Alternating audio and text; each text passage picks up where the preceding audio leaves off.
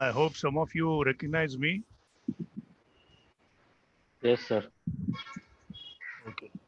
My name is Captain Dhananjay, and of course, in addition to geography, I'll be taking two of your lectures. Basically, there are two sessions in shipping finance, and those, of course, we will cover.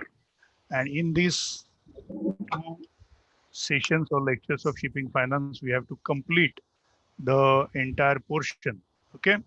So you have to be very interactive, and we have to do it together with good amount of interaction means you have to speak, you have to communicate, you have to give your inputs, and so that we can move fast. All right, is it okay with all of you? Yes, sir. Okay, cool.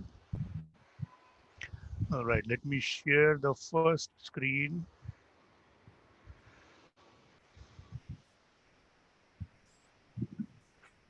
Okay, just tell me when you can see the screen.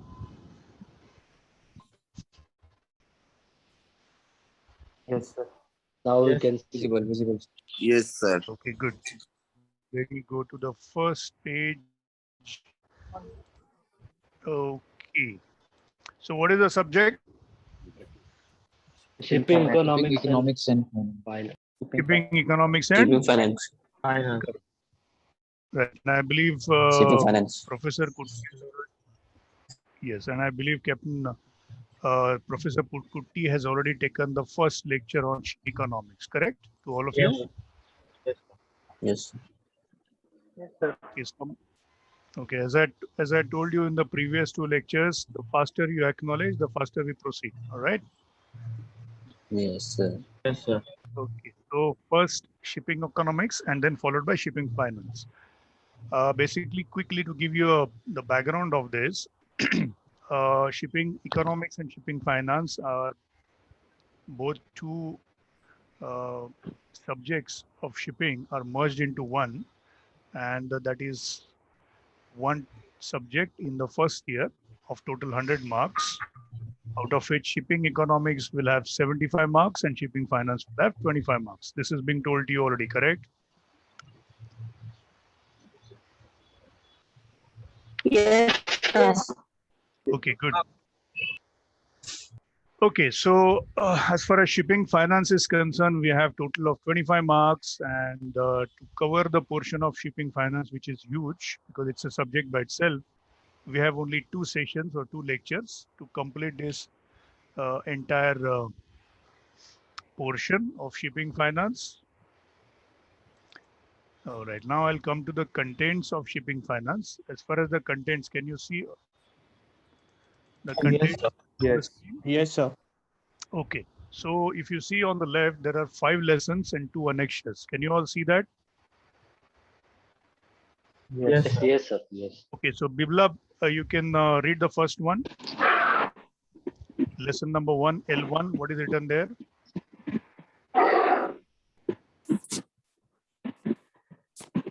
You have to quickly unmute and read. The first one. Only read L1, lesson number 1. What is that? Lesson number was shipping finance. Shipping finance. Good. Omkar, read the second one. Sales and purchase of ships. Sale and purchase of ships. Okay. Sadhna, you read the third one.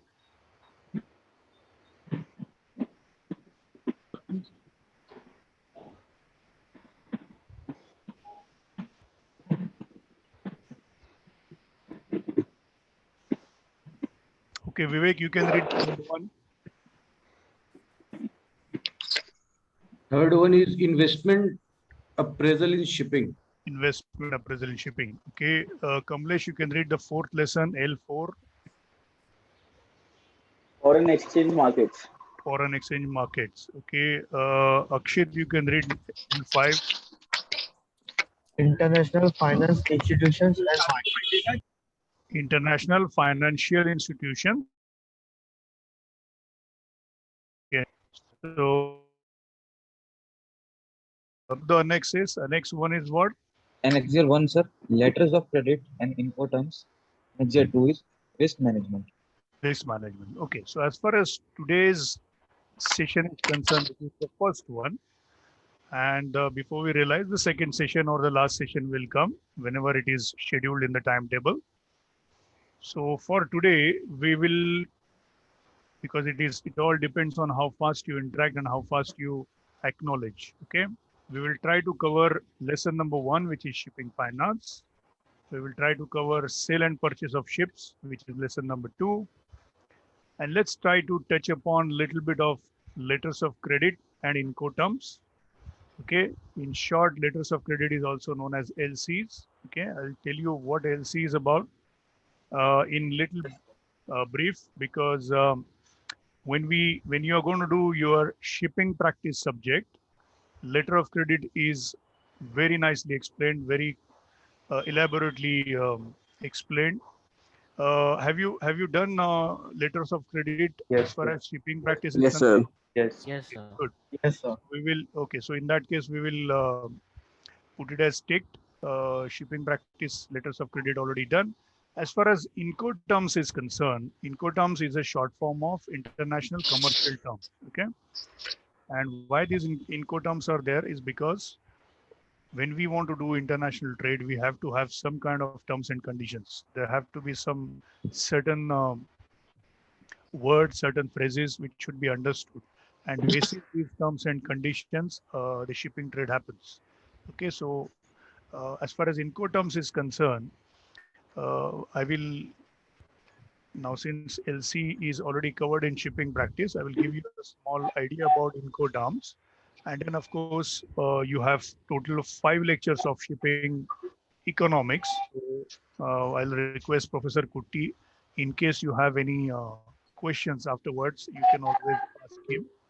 They are very simple terms, okay? But of course, we will touch upon them little later. Now, as far as risk management is concerned, you have a complete subject of risk assessment and risk management in shipping in second year.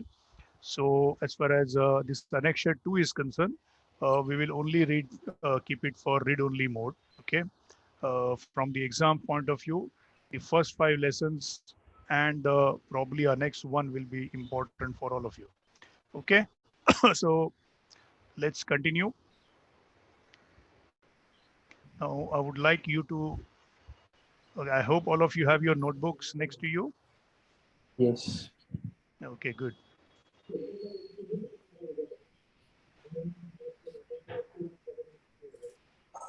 Before we go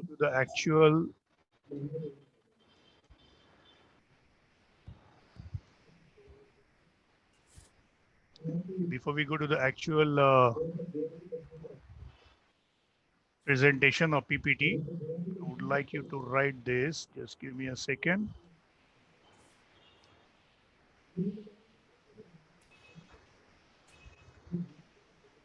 Okay. Can you see this overview written in the screen?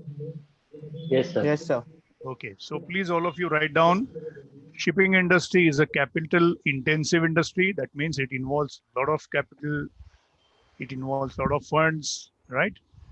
And continue by that. Write down the second line also. When a shipping company wishes to raise funds from different sources, the financial planning should include various aspects as follows. Okay, so all of you please write down this quickly. First line is shipping industry is a capital intensive industry, followed by the second line.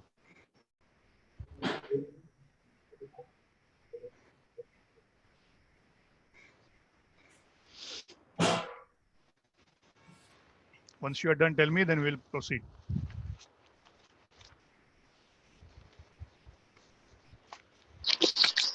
Done, sir. Okay, good. Now, as far as this particular topic is concerned of shipping finance, now this is an introduction of shipping finance. Why we need shipping finance? So all of you, please write down whatever I'm telling you now. Just give me a second. Yeah.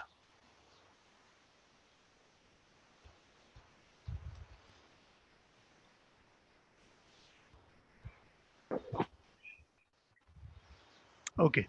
So all of you, please write down this line, very important for all of you. The process, okay, keep writing. The process of arranging, okay, first of all, you have to arrange the funds. So the process of arranging and managing funds, the process of arranging and managing funds by a shipping company is called shipping finance.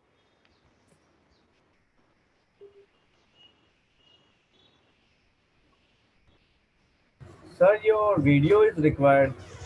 Yeah, my net is little slow, so at times I had to keep it off. Okay, sir. Yeah, so the process of arranging and managing funds by a shipping company is called shipping finance. Okay, all of you written that? Can we continue? Yes.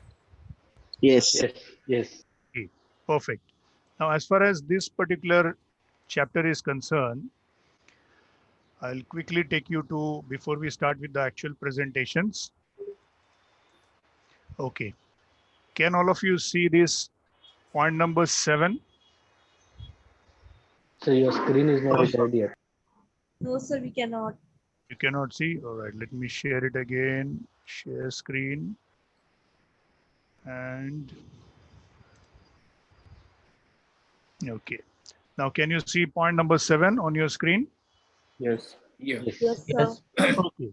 So basically what we are going to do as far as this first chapter of shipping finance or introduction of shipping finance is concerned, we're going to do these two important headings. And under these headings, there are subheadings. So we will try to cover them one by one. So all of you, please write down this, very important. 7.0, that is shipping finance can be classified based on ownership.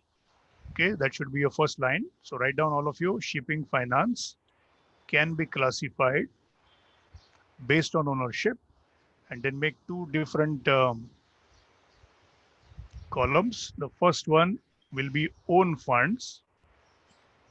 That means the shipping company use its own funds to take care of all the expenses, which is comprising of equity and retained earnings. We'll go to each point. So own funds, and the second column is borrowed funds. Okay, so either you use your own money or you use the money from the or funds from the market. You borrow it or you take loans. Okay, whichever way you choose to do. And you have option of doing both. Sometimes percentage of the total funds you can take from your own earnings, and some of them you can take from borrowed funds. It's something like buying a property. Whenever you want to buy a property, what you do is you make some down payment to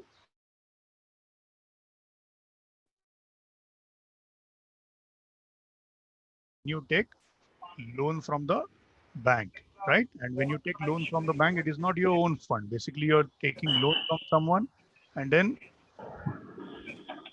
for installments, you pay back this loan, right? So that is called as borrowed funds. So under borrowed funds, write down these headings: bonds and debentures. Second one is bank loans. Third one is lease financing. Fourth one is mezzanine finance. Fifth one is external. All of you, please keep your mics on mute, except for those. What is mezzanine finance? Next, after mezzanine finance is external commercial borrowings. Next one is consortium finance. And then comes syndicated loans.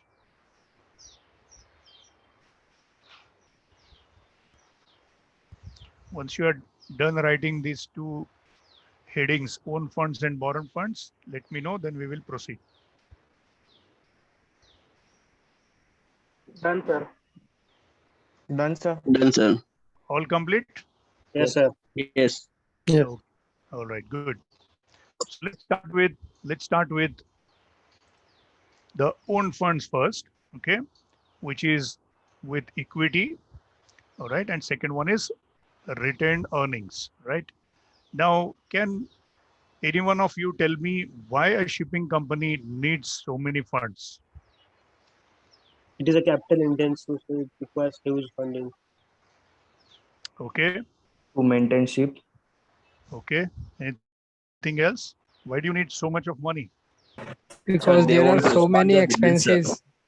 Ship Like- is Sir, they want to expensive. expand their business. Sir, it is a high volume business. Okay, Working capital requires more, sir. what in, To run the business smoothly. Yeah.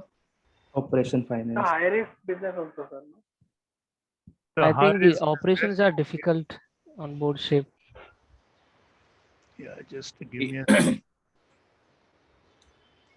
Okay, The let daily me. expenses for running a ship is also very high.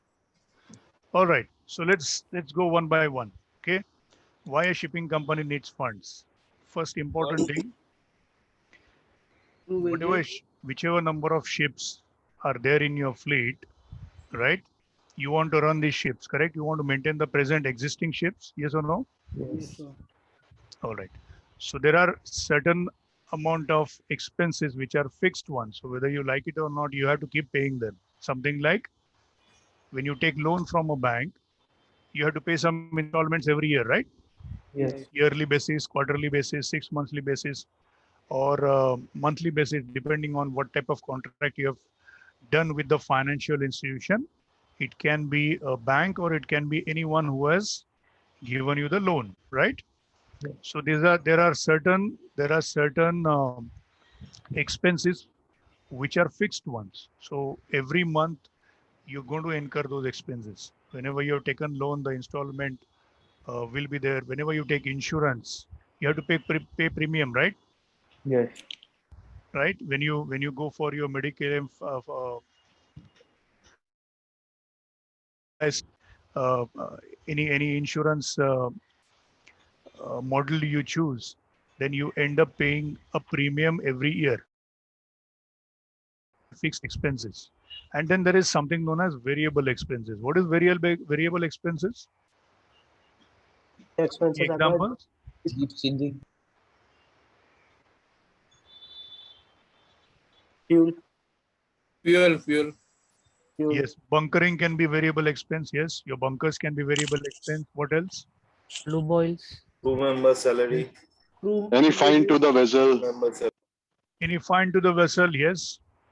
You can have any breakdown, any last any last moment breakdown, Yeah, maintenance and all. any inspections, right? Dry docking maintenance service. Conjunction. Maintenance of containers. Dry docking, additional manpower, yes. Insurance. Insurance is you can term it as a fixed one. You know, when you take insurance, you normally take it for a amount of duration, okay, for a particular cap of number of years, and then you keep paying premium on annual basis.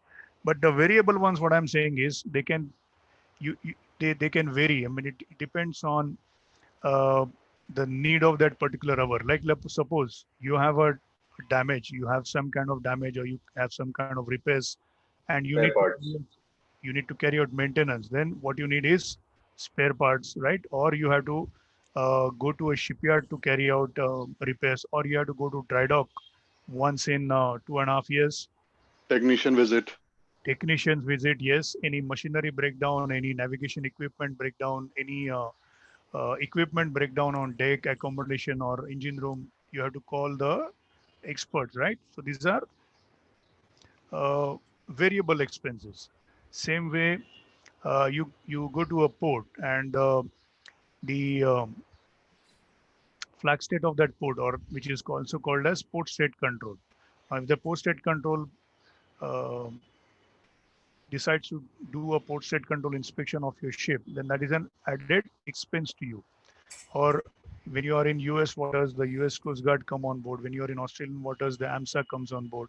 Whenever you are in Singapore waters, there is something known as Port of Singapore Authority. So when these authorities come on board, they choose the vessels at random, because every vessel coming to that port, it is not possible to do these inspections. Okay, so what they do is they pick and choose some ships where probably the surveys or inspections are not carried out for last 1 year, or some ships with cargoes which are of objectionable nature. So they choose and then they go on board to carry out these inspections. And when they carry out these inspections, these expenses, you can't you can't plan them in your yearly plan, right? Yes. What you can plan in yearly plan, okay, this is my loan, so this much amount is definitely going to go as a fixed amount. Or when I'm going for premium. insurance, this is the fixed amount of premium going. Yeah, anything else? So class surveyor visit.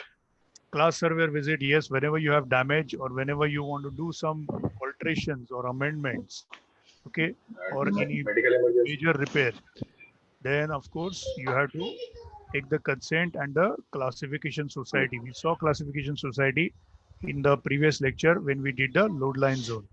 So when the classification surveyor comes on board, that's a incidental expense, okay? There you need to, someone mentioned about medical emergencies. You can have medical emergencies like, for example, you are en route to, let's say, Europe, and maybe two of your onboard seafarers, okay, they are detected with high temperature and uh, symptoms basically of COVID, okay, then you have to send them for medical examination, right, in the next port. Or sometimes you have a medical emergency where you cannot do anything on board and the particular person has to be evacuated, right? It's also called as midvac, evacuated from your ship, either by support of a boat or sometimes chopper or helicopter, right? So these are incidental expenses. You can't plan them. Now, in order to cater to these fixed expenses and variable expenses, you need to have funds. Am I right? Yes. Okay. Now, where to get the funds from? There are various sources. Either you can use the funds from your own earnings. Own earnings means you can have different businesses or you have a fleet of ships. Let's say you have 10 to 15 ships in your fleet. Then whatever earnings or profits you're making from the other 10 or 12 ships, you can use that as a fund, or you can go in the primary or secondary market and list your company where you can come out with equity shares, right? So once the company is listed, then it becomes a secondary market. So you can pick up the funds from primary market or secondary market as well. So that's your own funds. Either you do it from your own earnings or you float your particular company and go for equity shares. Or you can go for borrowed funds. Borrowed funds means it can be bonds and debentures, it can be loans. There's so many options available to us as far as borrowed funds are concerned. Okay. So let's start with the first one, which is equity. Let me share the screen again. Again, my internet is wavering, so excuse me on that. Let me check quickly in the chat box. Ships are expensive by Vaibhav. Prabhakar says shipping economy is cyclic in nature, so need to maintain cash flow when the market is bad. Funds are required in case of emergency. Sir, hello. Yeah, go ahead. Sir but India में तो जो custom boarding होती है वो तो सारे vessel में board करते हैं, चाहे वो उसमें कोई डिस्प्यूट हो या ना हो, या कार्गो का भी कोई इशू हो या फिर ना हो. So what is your point actually with regards to customs?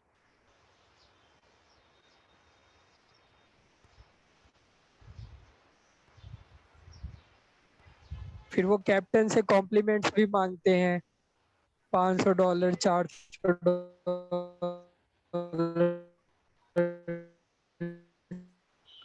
Okay, as far as shipping finance is concerned, we're not discussing those points. Okay, what you are basically trying to say is something different. And as I said in the beginning, we have a lot of portion to cover. So let's keep these questions at bay at the moment, right? And let's concentrate on what we have to cover. Is it okay with all of you? Yep. All right. Yes, sir. Okay, so let me share the screen with you once again. All right. Okay, can you see the screen? Yes, sir. Yes, sir. Just give me a second. Yes, we can see. Yeah, all right. Okay, so we are talking about shipping finance, and these are the topics which are to be covered. As far as the exam is concerned, you have total of 25 marks portion of shipping finance. Normally there are 5 questions of 5 marks each. One of them, or the first one, will be compulsory question followed by 4, and then of course uh, the rest 4 you have either options, 5 options or 6 options, out of which you have to attempt 4. Total will be 25 marks as far as shipping finance is concerned, and 75 marks are for shipping economics. Okay, that's what we did. As far as the portion is concerned, we will do shipping finance today, sale and purchase today, a bit on Incoterms, and of course the remaining 3 topics or lessons we will keep for the next lecture. We already saw shipping finance, why we need funds, when we need funds. Of course, we will see in the upcoming slides what all options are available to you, where to find the funds, and how to get the funds. Okay, there are different processes involved to get the funds. So we will cover these questions, and once we cover these questions in the first lesson, you will get a fair idea about what shipping finance is about. Uh, all of you have already written the definition of shipping finance. Basically, it means it's a process of arranging and managing funds by a shipping company. All right. Okay. The next one is, all of you please write down why the shipping company needs funds. Of course, there are 6 points given here, but they are not the only ones. There is quite a few we discussed just now, but all of you please write down the 6 points.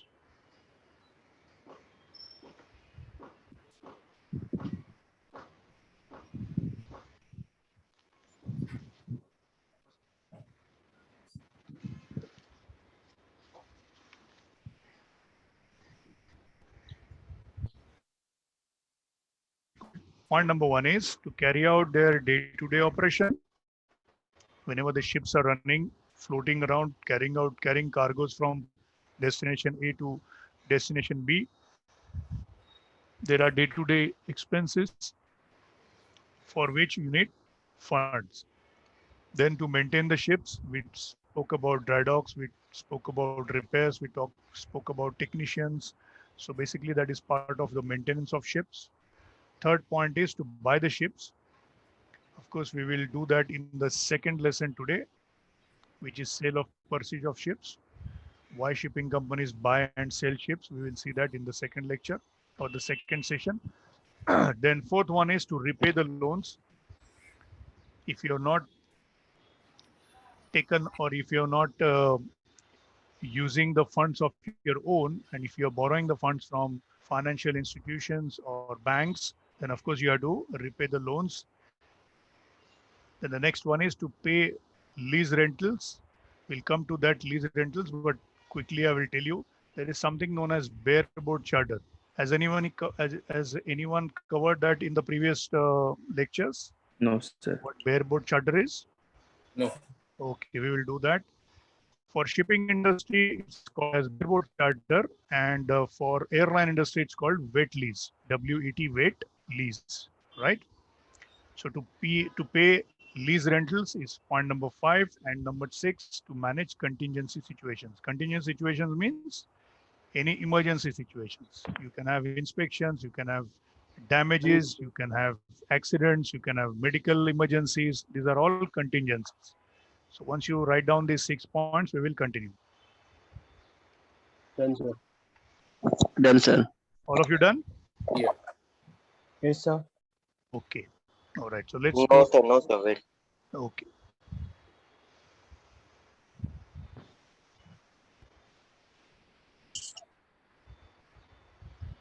So what is mezzanine finance?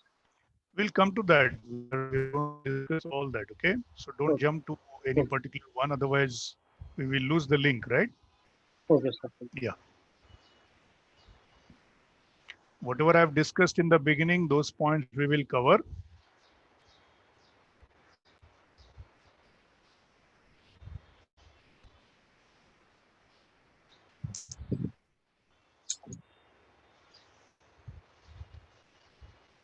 Okay, once you're done,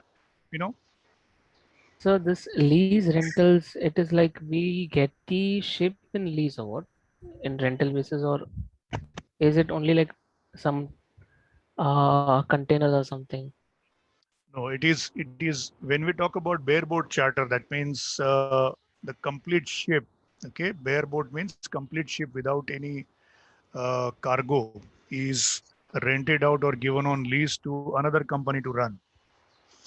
Have you heard the concept of management company and ownership company? Yes. Ownership company is the one who owns the ship. Management company is the one who manages the ship. So the ownership company can lease a particular property, which is in shipping called ship, to a management company for a period of maybe 5 years, sometimes 10 years, sometimes 15 years, depending on what term you want to go in for. And that's called bareboat charter. So you give your property or ship to run by someone else, and in turn you get monthly, quarterly, or annual rent from that company who is managing your ships. Okay, sir. Thank you so Done, sir. much. Okay, done. Shall we go next? Yes, sir. Yes, sir. Okay. So first one, what are the various sources of funds available to a shipping company? First one, of course, is fund-based finance. That means their actual transaction of funds happen. Okay. And the second one is non-fund based finance. As far as fund-based finance is concerned, what I suggest to you is whatever you can uh, in short write in your notes, that will be helpful to you, because all this is very, very clearly and nicely explained in your textbooks. Okay, so shipping finance basically is a theoretical subject. It's not like geography or chartering, where it is a lot of practical stuff is also there. So here, the more you read from your notes, from your books, the better for you, not only in understanding the subject, but also from your exam point of view. Okay, so first one is fund-based finance. Actual owners of that property.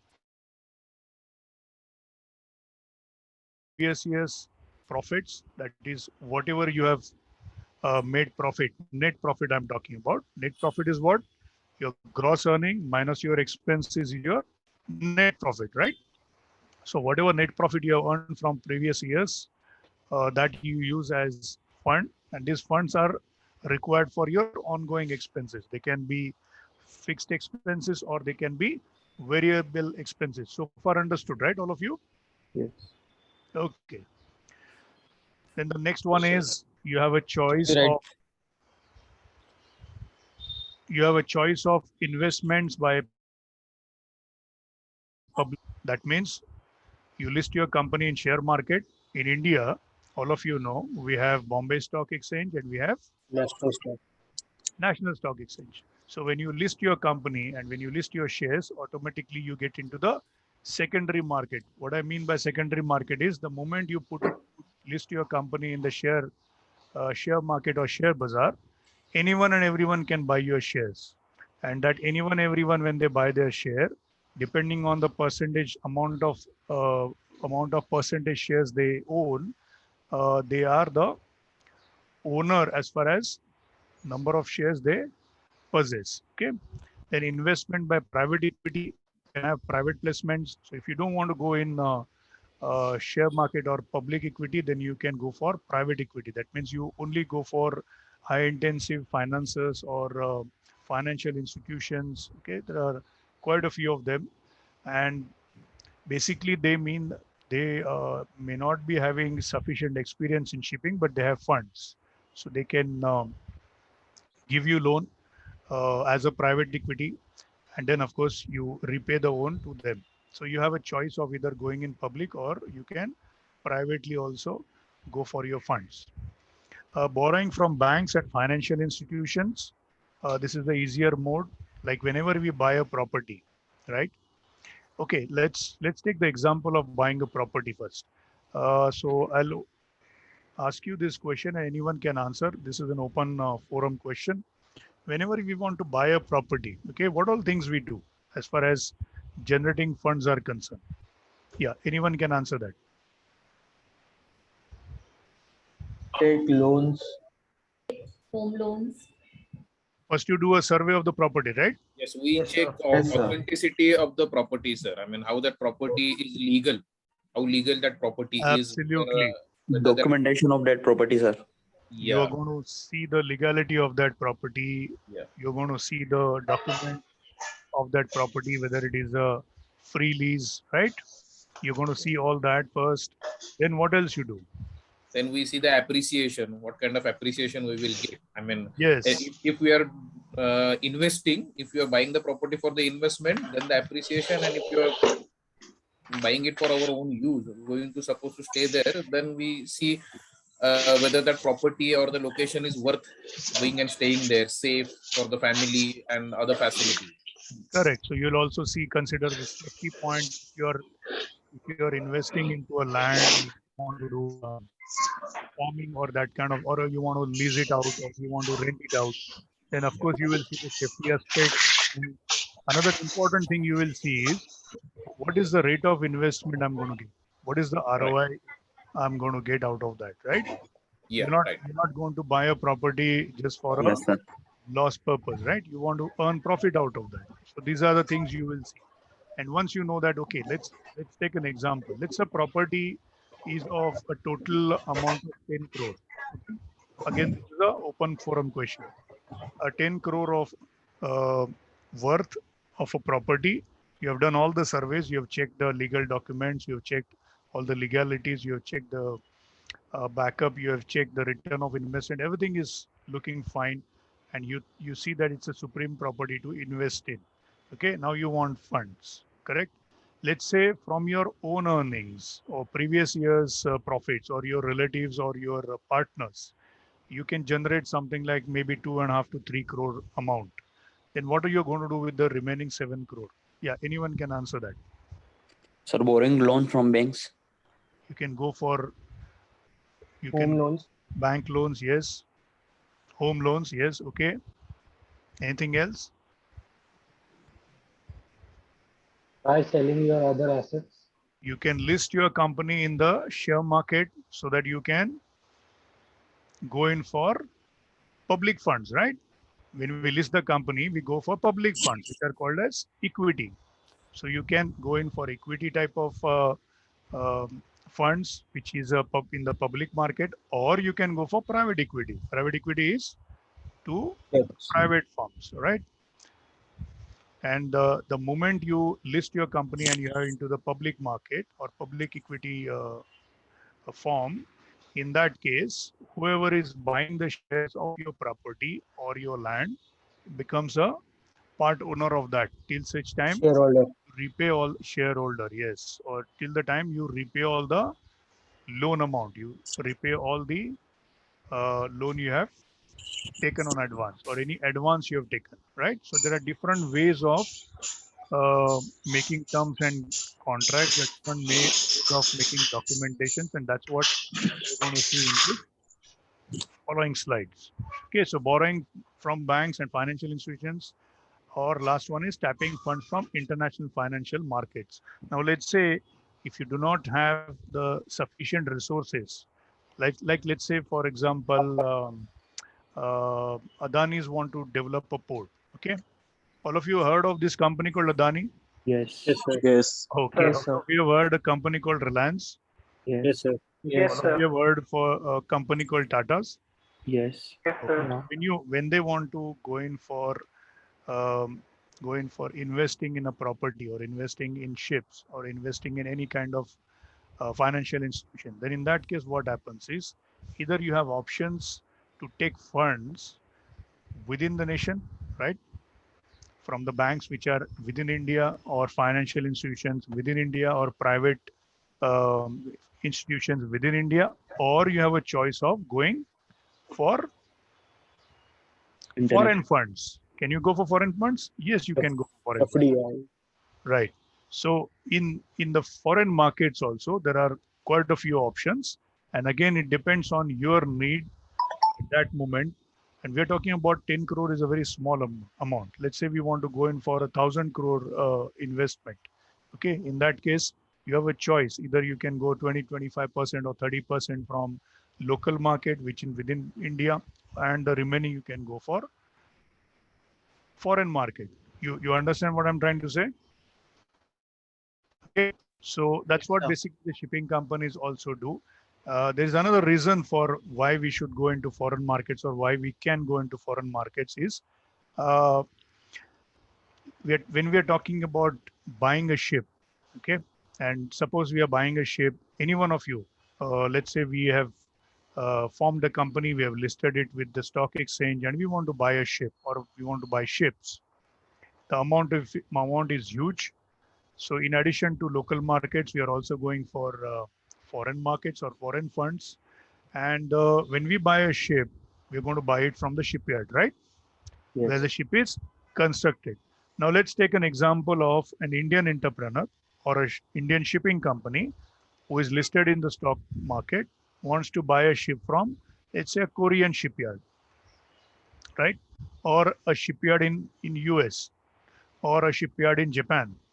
In that case, what happens is you are going to do transaction with that shipyard, yes or no?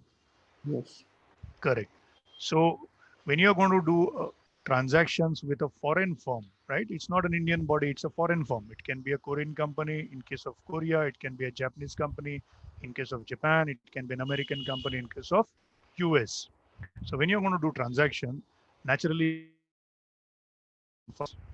right? Either you want pounds or you want dollars or whichever currency that particular shipyard is comfortable with. You need foreign funds. Now you have two choices: either to convert your Indian currency into foreign funds or dollars, pounds, the shipyard is going to be comfortable with, or you can go in for a contract with a foreign company, right, for borrowing foreign funds, wherein you can directly pay to that shipyard using that foreign funds from the financial institution. You understand what I'm saying? Either you have a choice of conversion from Indian rupees to that foreign currency, or you can currency from the foreign investors. So that's what we are going to see in the last point, which is tapping funds from international financial markets. This much clear to all of you? Sir, please explain the promoter funds again. Which one? First point, promoters fund. Promoters, like you have a company where there are, let's say, 4 partners. Okay, so those 4 partners are your promoters of your company. So either you can borrow the funds from your partners who are your promoters of the company, and when you do that, you don't have to go in public equity or private equity. You can do it with your own money from the partners. Clear. Okay, let's go to the next. So the previous one we saw, which is fund-based finance, where actual currency or actual amount or actual fund is being transacted. Okay, fund-based finance. And the second one is non-fund-based finance. So I want you to write down these two. Non-fund-based finance, the first line, to protect against risks, forward exchange covers, derivatives, and the second line is deferred payment guarantees. We'll cover these two. Non-fund based finance, there that means actual fund is not involved in this, actual currency is not involved in this, but we need some kind of guarantee or some kind of promise that in case a company goes bankrupt or in case the company uh, defaults your payment, then you need some kind of guarantee or promise from someone who is jointly agreed, right, between you and the person you are taking loan from. Let's say for a bank is going to give you some loan, and tomorrow your company goes bankrupt or you default the payment, then the bank has or the company should have some kind of guarantor who can make the balance payment. You understand what I'm saying? Otherwise, the deal will go complete corrupt. So there are two ways or two types: fund-based finance and non-fund-based finance. All right. Have you written this? Can we go to the next? Just a second, sir. Yeah.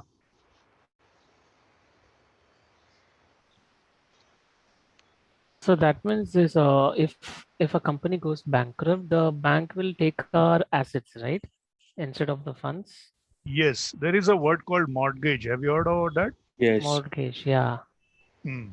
So whatever these words I'm saying, keep noting them in your notes, and then of course I will tell you maybe at the end of this lecture how to go about studying this subject. Because earlier this subject was a complete independent subject of 100 marks. All right, and then of course something a new subject of logistics was introduced by NMIS, and to incorporate the logistics subject, like when you complete your diploma with Narottam Moraji, what your certificate is going to say? Diploma in shipping and logistics, correct?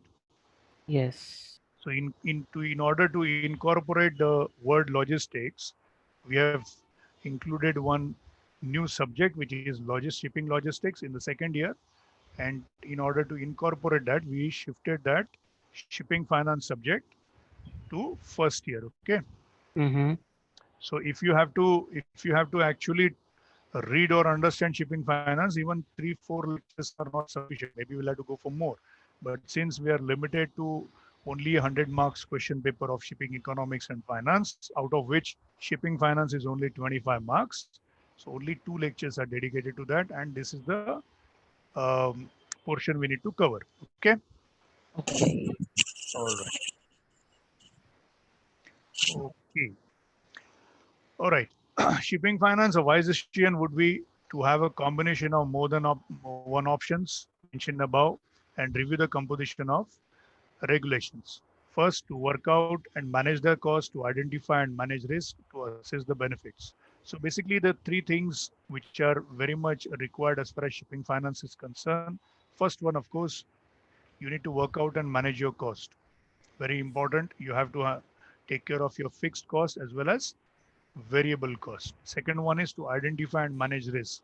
Now, shipping is a global industry, yes, but a very dynamic industry.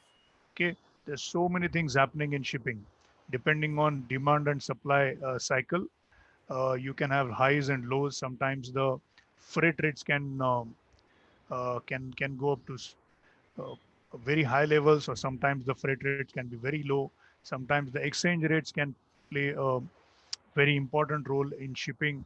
So you have to first of all identify, and secondly to manage. Otherwise, if you do not keep a watch on what is happening in shipping, current shipping, then there is always a big chance of loss to your company. You all agree with that?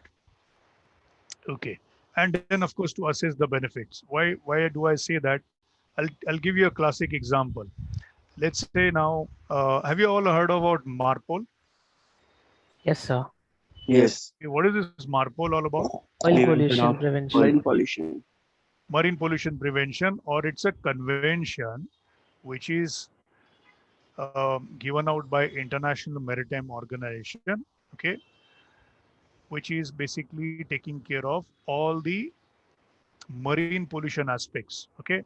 And as far as Marpol is concerned, okay, let me stop sharing and talk to you. That is better. Okay, can you all see me? Yep. Yes. All right. Yes, So sir. whatever I'm going to talk about Marpol, just quickly note down in short, right? So Marpol is a convention which talks about marine pollution, right? Yes. Okay. Now, as far as Marpol is concerned, there are 6 annexures. That means there are 6 parts taking care of different type of scenarios or cargoes, okay, or different subjects. The first annex of Marpol talks about prevention of pollution by oil. Okay, so it is talking about all hydrocarbons. Oil means it can be crude oil, it can be diesel, it can be naphtha, it can be gasoline, it can be your petrol, it can be aviation turbine fuel. So these are your oil products. Okay, so the first annex talks about prevention of pollution by oil. The second annexure, or the second part of Marpol, talks about prevention of pollution by noxious liquid substances, but you can write dangerous chemicals. Okay, so annexure 2, or the second part of Marpol, talks about prevention of pollution by dangerous chemicals. Have you written that? Can we go next? Okay. Yes, sir. Now, when we write this dangerous chemicals into bracket, write in bulk. In bulk means when you are carrying huge amount of liquid in bulk. Okay, chemicals in bulk. Now we go to the third one, third annex, which talks about prevention of pollution by hazardous substances in package form. Hazardous substances in package form. The Okay. prevention of Prevention is common for all the annexes. Prevention of pollution by hazardous substances in package form. Okay. Have Yes, sir. Okay, IMDG code basically stands for International Maritime Dangerous Goods Convention. IMDG code. Okay, it talks about International Maritime Dangerous Goods. So as per IMDG code, whatever substances are termed as hazardous or dangerous or toxic for that matter are covered by MARPOL Annex number 3. Noted that? So whenever you are, let's say, those who are into the container market, whenever we are talking about hazardous container, hazardous cargo in containers or containerized form, then it is covered by Annexure 3 of MARPOL. Okay. Annexure 4 of MARPOL talks about prevention of pollution from sewage, SEWAGE.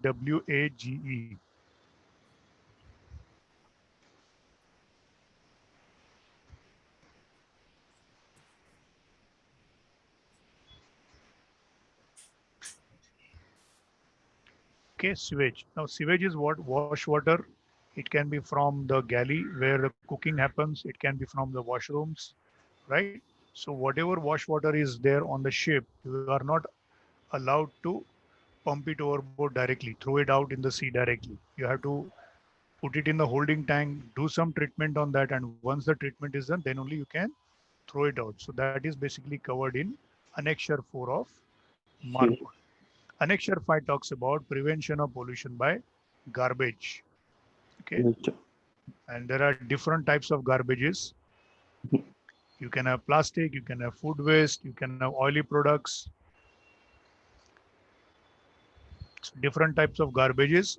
And this garbage management is about, first of all, segregating the garbage into different categories. And then, of course, depending on or as required or as stated in MARPOL Annex 5, then you can dispose that garbage. Like in case of oily products or oily waste, you cannot throw it overboard.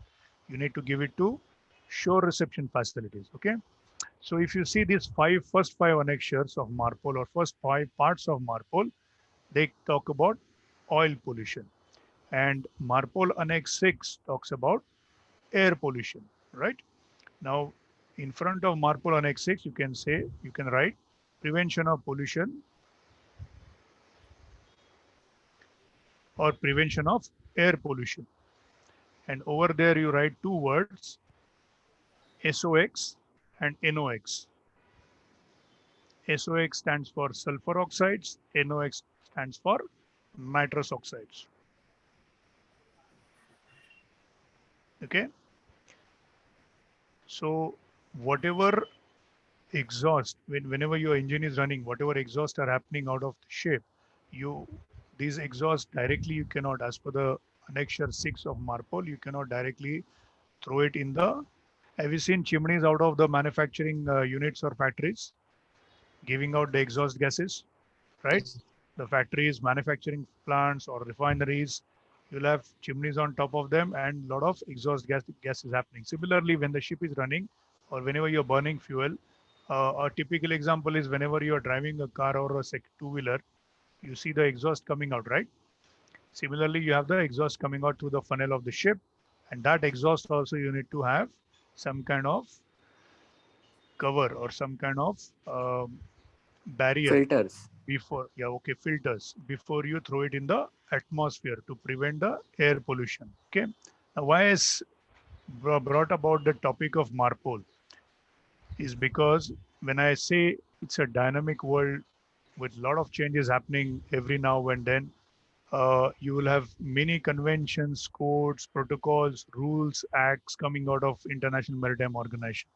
Now, if you do not tap this properly in time, if you do not keep a, you know, what should I say, keep in touch with what's happening in shipping, then you are tend to be a tend to incur losses in your shipping business, right?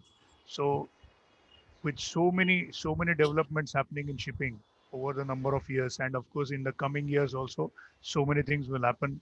Like for example, if you're going through Somalia coast or if you're going through Malacca state, you follow something known as anti-piracy measures, right, to prevent or to take care of your property which is shipped from pirates or potential pirate attacks. But other areas you don't do that. So whenever your trade is or your passage is crossing that particular area, you are incurring more expenses. Am I right? You may have to put armed guards on board. You have to take anti-piracy measures. There's so many things come into picture or additional expenses are incurred. Now these variable expenses need to be taken care someone. Someone has to take care of that. Someone has to fund for that. So when you have this much of dynamic um, stature to this particular shipping world or a shipping business, you need to have proper thinking on your shipping finance. Okay, so far understood? All right, what we will do is, okay, there are a few comments in the chat box. Let me read that and then we will take a small break. In the break, what I suggest is whatever you have heard so far, make short notes or elaborate that, okay, and then we will continue. Just a moment. Benefit of owning of that property amount can be generated by selling valuables. Promoter funds is partnership financing, insolvency also. So we say, okay, bankruptcy, in insolvency, currently 39.8. Okay, IMDG code. Since many of you may not have heard IMDG code, that's why I didn't go into detail of that. But as you can understand, shipping is huge, and to cover that in a few lessons is very difficult. Okay, I won't say impossible, very difficult. But whatever is required for your level of understanding, that is what we are trying to convey to you. Okay. In terms, these are the regulations that should be followed while owning a ship. Of course, whenever you own a ship, whenever you buy a ship and you register, whenever you buy a property, you register that, right, with somebody, and that somebody is registrar. Whenever you buy a property, you register with a registrar, and then only it has some identification. Why that identification is required? First, you need to say that, okay, I belong to this particular registrar. Or let's say when I buy a ship as an Indian businessman and I register it with Indian government, then the Indian government becomes my flag state, and I can say that I have a Indian ship with me, right? So that's very important. And second important thing is why I register is in case I want to sell it, whether to an Indian businessman or a person who is outside India, that certificate of registry is very important. Okay. So let's take a break, all of you. Okay, let's take a break of maybe 15 minutes. Now it's 11:05 in Mumbai. We'll meet again at 11:20.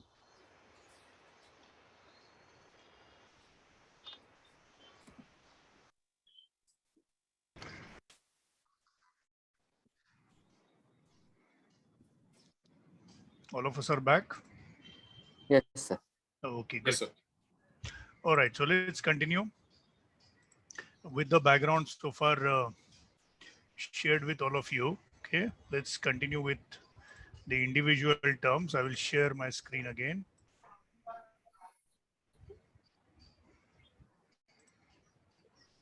Okay. Can all of you see the screen with own funds and borrowed funds? Yes. Yes, Okay. sir. So we were on the own funds so far. As far as equity or retained earning is concerned, you have two options: either to go in for listing your company and getting into the share market, The moment you list your company, you are into the secondary market where you have the shareholders who are part owners of your company, right? Then either you can go for that type of option, which is own funds, or retained earnings. Retained earnings means whatever you have net profit you have earned from the previous years, you can use that to take care of your future or current expenses. Okay, now as far as own funds are concerned, there's one more important term which we need to do now, which is about depository receipts. Okay, what I suggest is now to make the life easy for you, I'm trying to uh, run you through the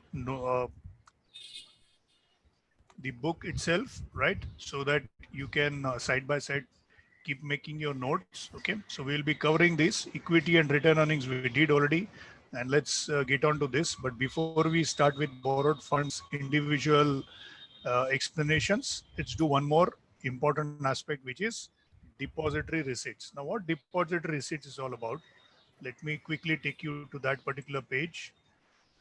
Okay, so we have, let me go to the volunteers. All right, so Biplab, can you hear us? Yes, sir, I can hear you. Okay, good. So can you read this particular para 8.1.3 for the class? When companies tap world stock markets to raise funds. Yeah. When companies tap world stock markets to raise fund, they have option in invest in ADR and or GDR and FCCBS. Correct. So basically there are three terms mentioned here. Yes, sir. ADR, second one is GDR, and third one is FCCBS. We'll look at them one by one. Let's start with GDR. Okay. Now, what is global depository receipt? Okay. Whenever we are talking about funds to be raised, okay, from non-resident investors, okay, whenever we want to raise funds from non-resident investors, okay, when we talk about global deposit receipt, that means it's more than one currency or more than one particular country involved in that. So can you continue reading this deposit receipts? Part A, Biplab? Yes, sir. Yeah. Depository represent a claim on a specified number of shares. The shares issued by a company are held usually by a large international bank called depository. The depository issues depository receipts outside India to non-resident investors, backed by the issue of equity share of foreign currency, convertible bonds. The depository receipts are denominated in the convertible currency. The name Global Depository Receipt, GDR, implies that more than one global market is tapped simultaneously. A GDR one or more share on convertible bond of the issuing company. A global depository receipt issued in America is an American depository receipt, that is ADR. Correct. So basically what this para is trying to tell us is, let me,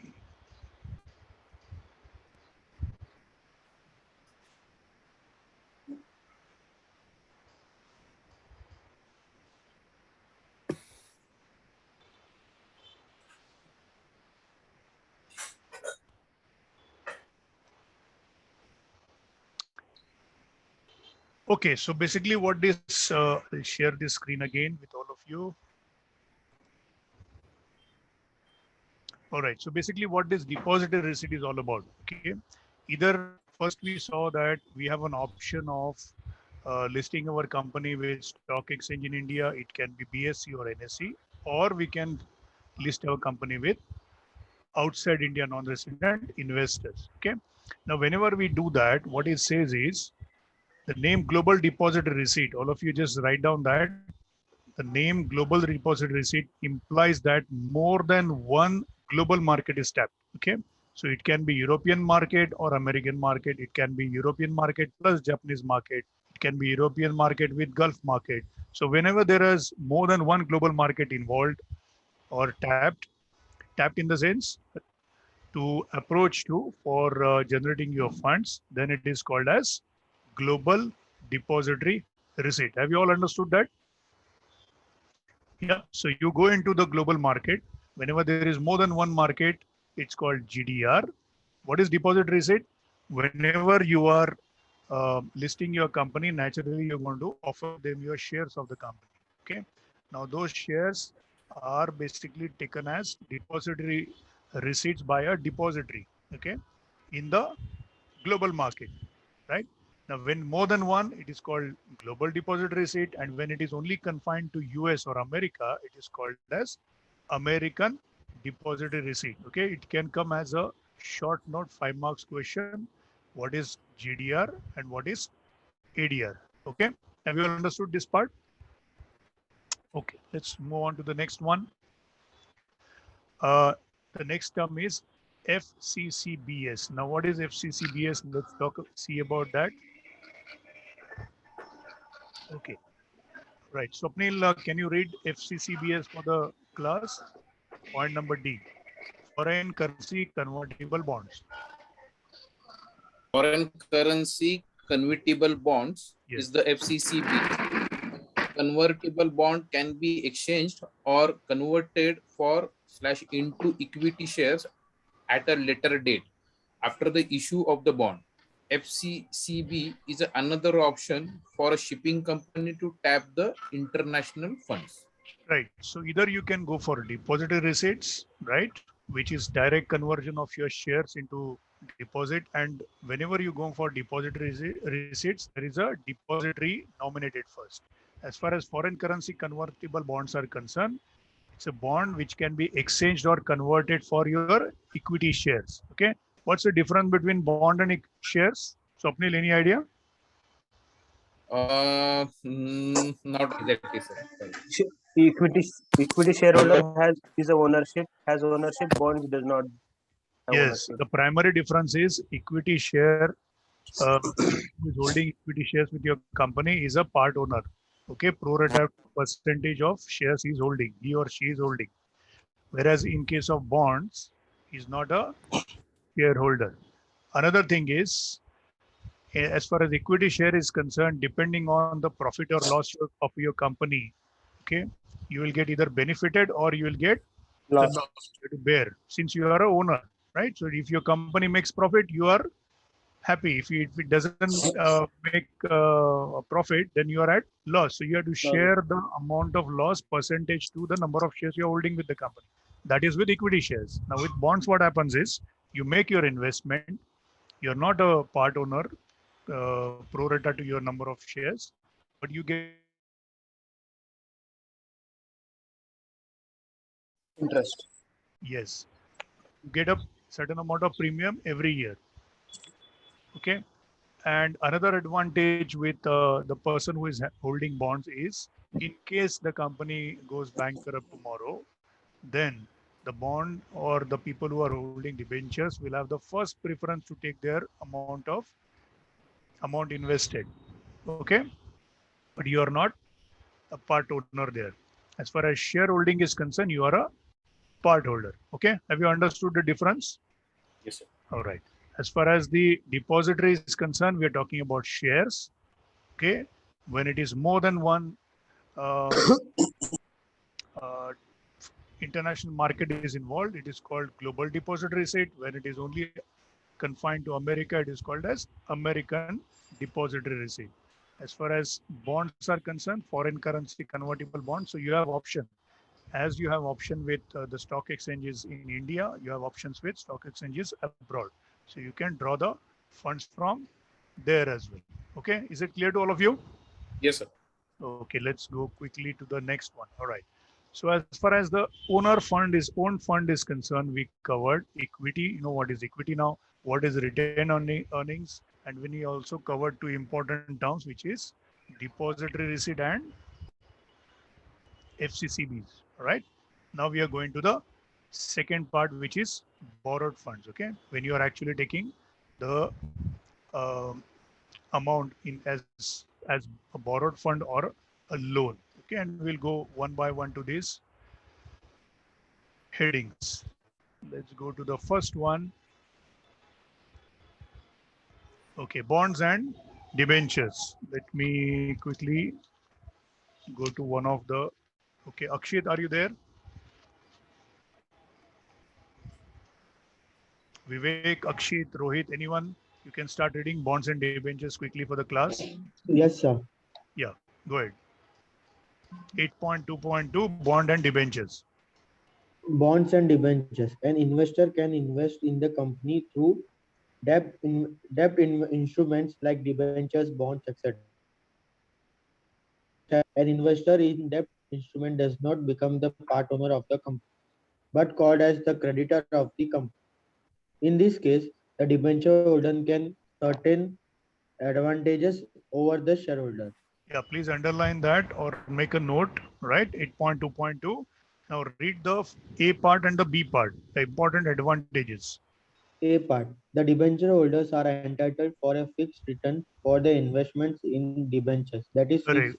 That is called fixed interest. So if you have equity shares, you do not have the advantage of this fixed interest. It is only depending on your returns will only depend on whether the company is making profit or not.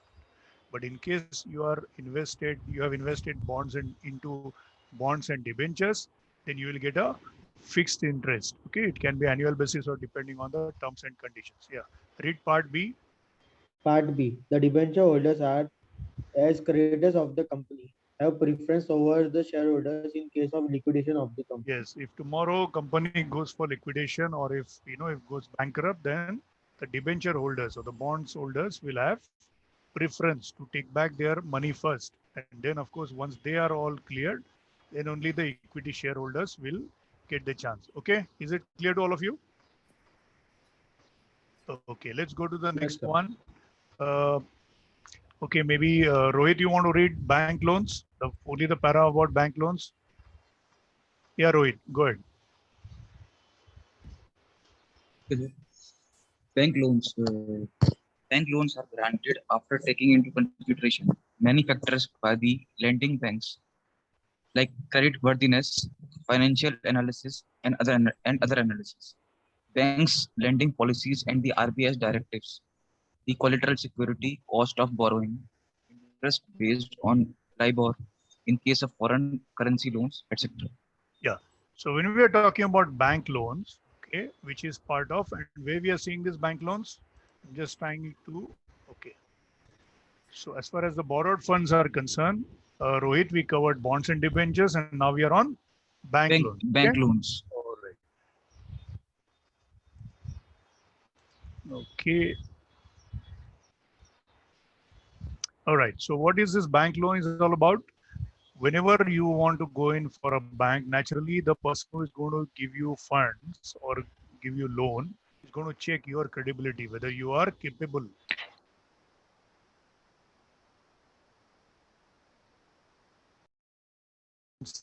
Your financial analysis, whether you have defaulted any amount in the past or defaulted any loan in the past. Your other analysis will be done. What's your market standing? Is there a brand connected to your company or name or not? All these things Civil scores. like how the banks check, correct? The All right. civil scores, sir. Yes. The civil scores of a particular person. Of course, yes, and of course these checkings or these back-end checkings which happen, they are also as per the Reserve Bank of India guidelines or directives. Okay, Dhrumil, can you hear us? Yes, sir. Okay, can you read lease financing for the class? Now Yes, let's sir. speed up a little bit. Yeah, all right, lease financing. Lease financing. This is another type of financial assistance a shipping company can avail of. A lease is a contract between a lessor and a lease in which the owner permits the user to use an asset over term of the lease against payment of the rent. Leasing is financing method generally availed by the capital intensive companies. In shipping, the terms regularly used in bareboat charter, while in the airline industry, the terminology used is waste leasing. Okay, In good. order to Good enough. Good enough. Thanks, Brumit. So basically, when we talk about lease financing, this is another way. Now, what happens is, suppose a shipping company has maybe a fleet of 50 ships, okay, and they do not have sufficient shore staff or do not have sufficient back-end people to look after all the ship's operations, okay, because it's not easy in today's market. In that case, what you do is you lease out certain amount of your fleet. You can, out of 50, let's say, for example, you lease out 10 ships to another companies who can manage it on your behalf. Now, in that case, it's called as a bareboat charter. So basically, you give a bareboat, an empty ship to that particular manager, and he will run it for you as if you are running it. You get what I mean, right? Yes. In shipping industry, it is called as bareboat charter, and in airline industry, it's called as wet leasing, right? Like a very simple example I'll give you. Suppose you want to go in for a rented house. Okay, so what you do? You go to a owner. Now in shipping, that owner is called as capital intensive company. Owner of a house naturally is richer than you, or at least he has more properties than you in that particular area, right? Suppose, for example, someone who is residing at Delhi and wants to come and work in Mumbai. Naturally, you don't want to buy a property or a house. You want to take it on rent. In that case, you make a agreement between the person who is giving it on rent and the person who is taking it on rent. That agreement is called as lease agreement, right? So it's an agreement between lessor and lessee. And what you do is the person who is leasing or giving it on rent, what he does is he gives you the property to you for usage for a number of amount, right? Our amount of years or 11 months, let's say, as per our lease agreement guidelines. So 11 months period, it's with you. You can use it, and in return, what you do is you pay him monthly rent. You understand what lease financing is about? Yes. Yes. Okay, let's go to the next one, which is mezzanine finance.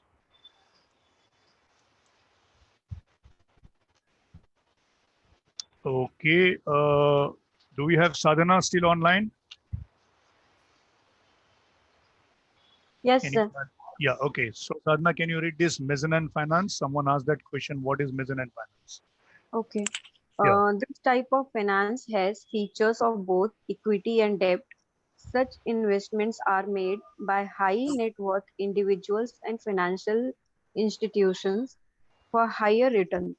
The, instru- the instrument generally has a condition that it can be converted to equity if the debt is not repaid as per the terms of the agreement. These type of debt offered by the financial institutions to the shipping company is also called as subordinate debt.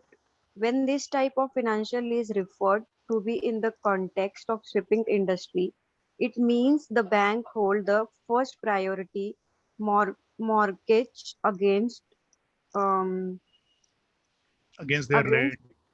against their lending in order no to in the context of shipping industry, it means the bank hold the sorry sir first priority mortgage against their lending in order to have a better control over the collateral security offered by the company. Right. So when we talk about mezzanine finance, mezzanine is basically, if you uh, go for the dictionary meaning of mezzanine, you have first floor, second floor, third floor in the building, right? Yeah. Any building Yes. you go, you have first floor, second floor, third floor, right? Yeah. Mezzanine Yes. floor is the floor or the space between first and second, or the space between second and third, the space between third and fourth. So basically, it's part of first as well as second. You get what I mean? Yes. When Yes. you're Yes. talking about something in between first floor and second floor, you have portion of first floor incorporated and you have portion of second floor incorporated. This is basically a combination of first and Common area. common area, or a Yes. combination of first and second. Similarly, in mezzanine finance type of option, you have equity as well as debt. So you can invest part in equity, where you are actually a part owner of, depending on the number of investment or the amount of investment. Additionally, you can also go for debt investment, okay, or bonds investment. So when you are talking about a combination of equity and debt together, it is called as mezzanine finance, right? Clear to all of you? Yes, sir. Okay. What I suggest is whatever we are discussing today, as far as this is concerned, right? Own funds and borrowed funds. When the lecture gets over, before whatever you have written in the lecture gets evaporated, make notes in your own wordings or in your own language. And this is definitely going to help you when you want to, or whenever you're going to revise this particular topic. Okay. Clear to all of you? Yes, sir. We have covered up to mezzanine finance. Let's go to ECB, or which is also known as external commercial borrowings. Okay, who wants to read this for the class? Anyone volunteer? Can I, sir? Yeah, go ahead. What's your name? My name is Sajal Kumar, sir. Sethil Kumar. Okay, go ahead. Sajal Kumar, sir. SAJL. Haji, go ahead.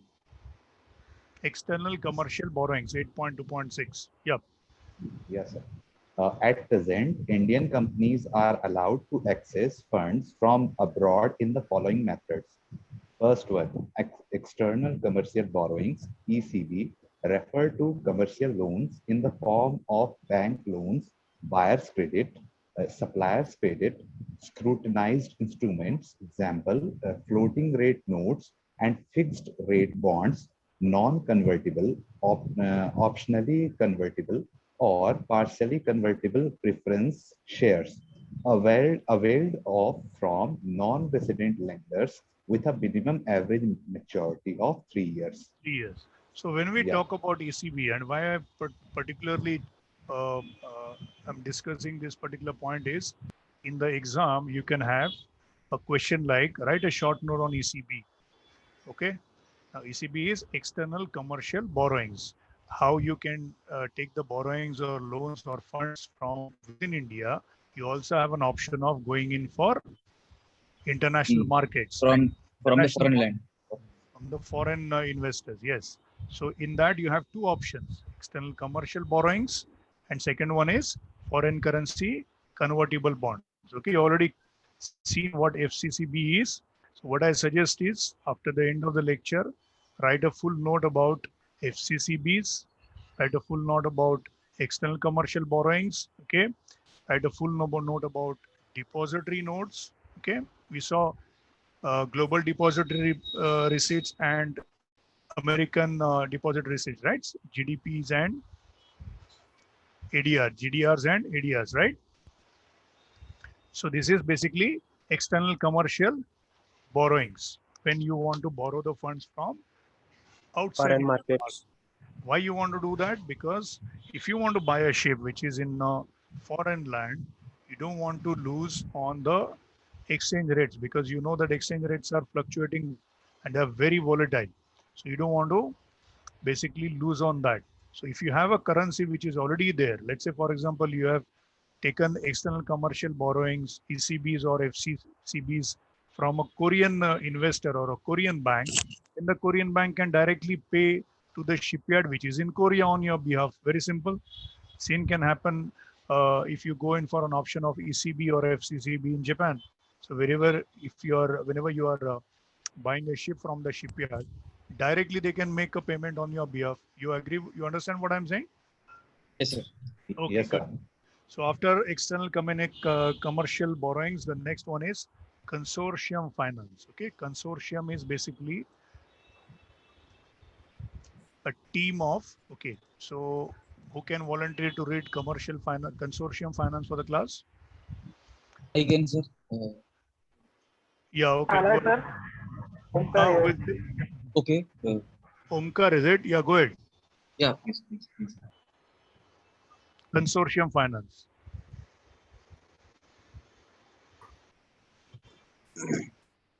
Generally, banks finance their clients based on their lending policy.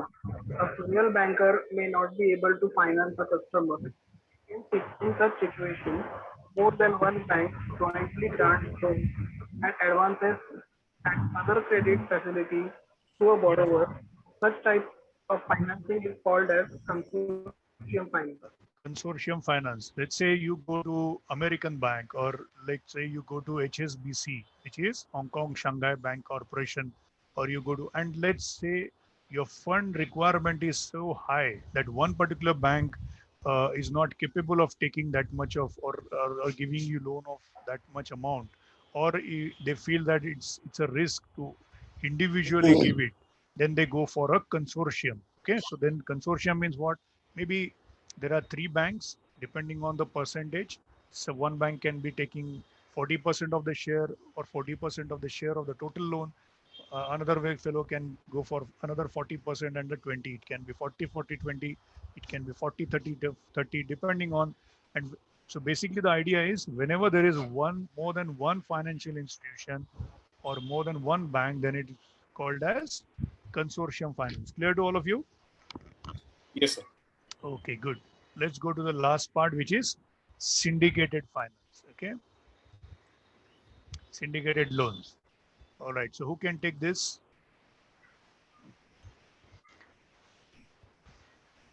Anyone can just say yes and go ahead. Can I? Yeah, go ahead. What's your name?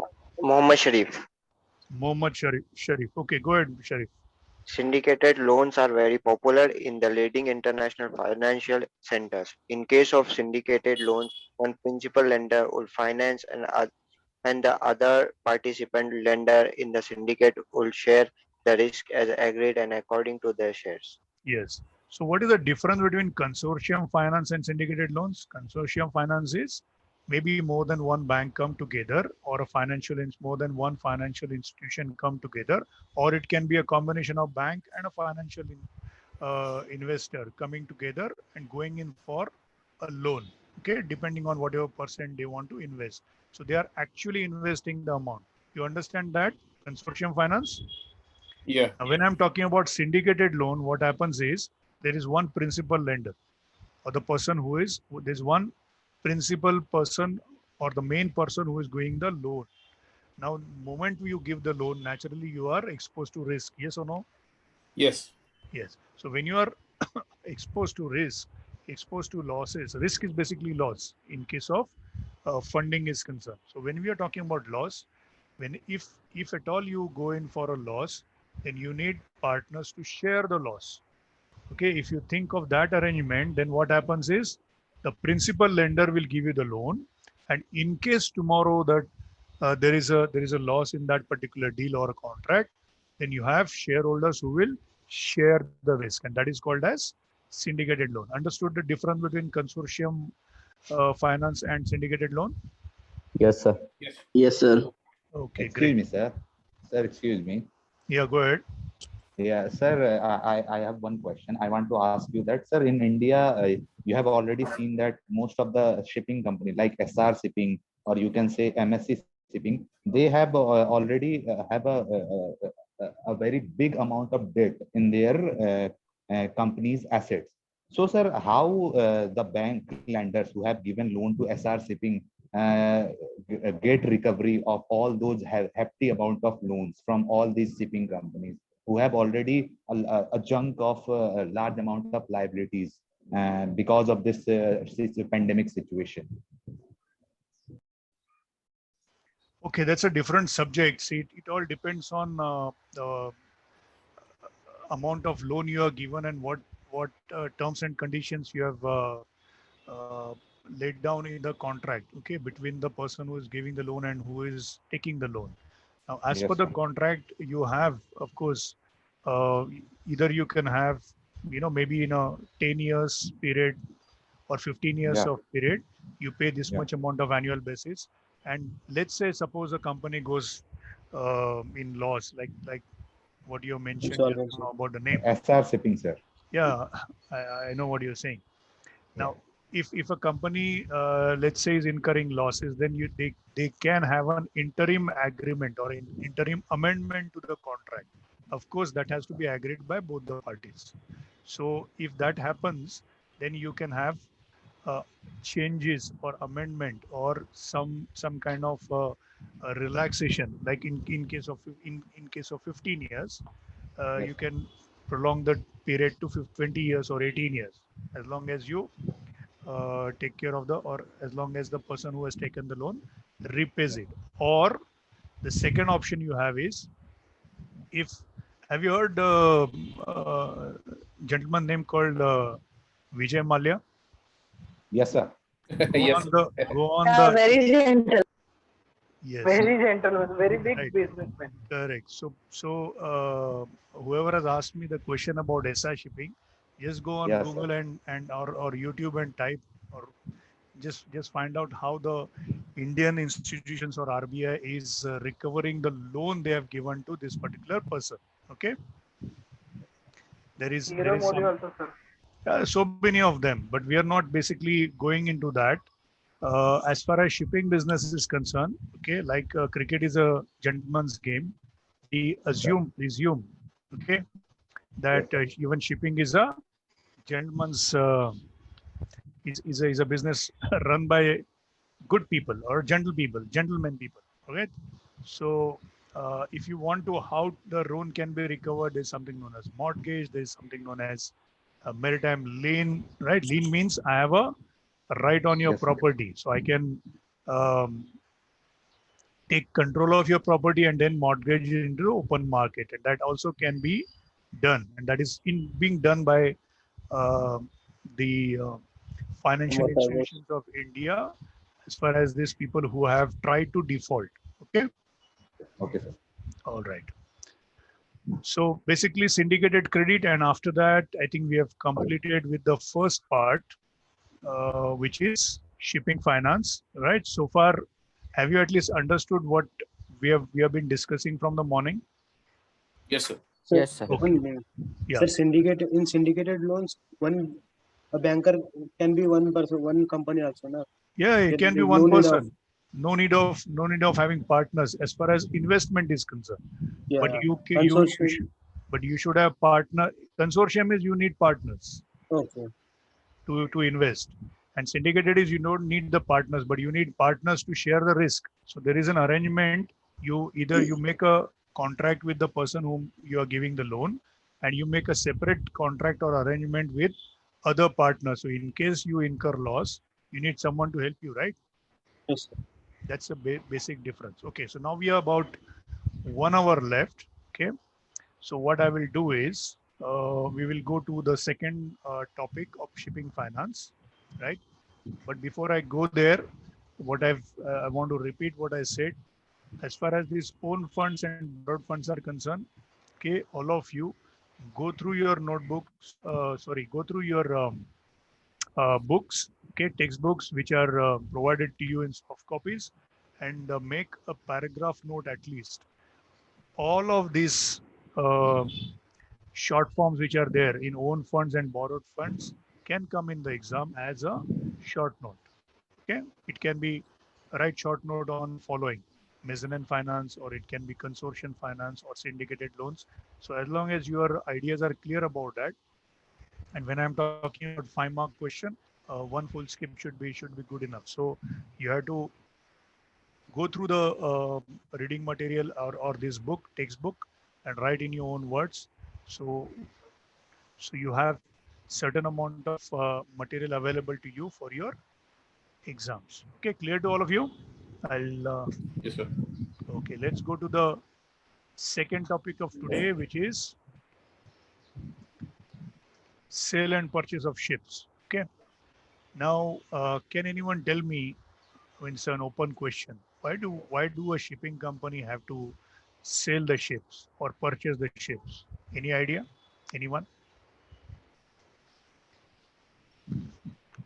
Sir, any company need to have sell the ship. It is because of the reason, sir. Sir, just for an example, in air cargo or airline industry, we have seen that the number of turns which or the number of hours which aeroplane or air cargo spend in air, which it directly have a linkage with their income, recurring income. Correct. So Correct. yeah. So, sir, in the same way, the shipping company knows that the amount of time which our ships utilize while in sailing, it will definitely incur them at a a definite amount of income to their revenue. Correct. So we can say that, sir, it will improve their turnaround time. Okay, I'll give you give you an example. Okay, let's say we as a group are taxi owners. Okay. Yes, sir.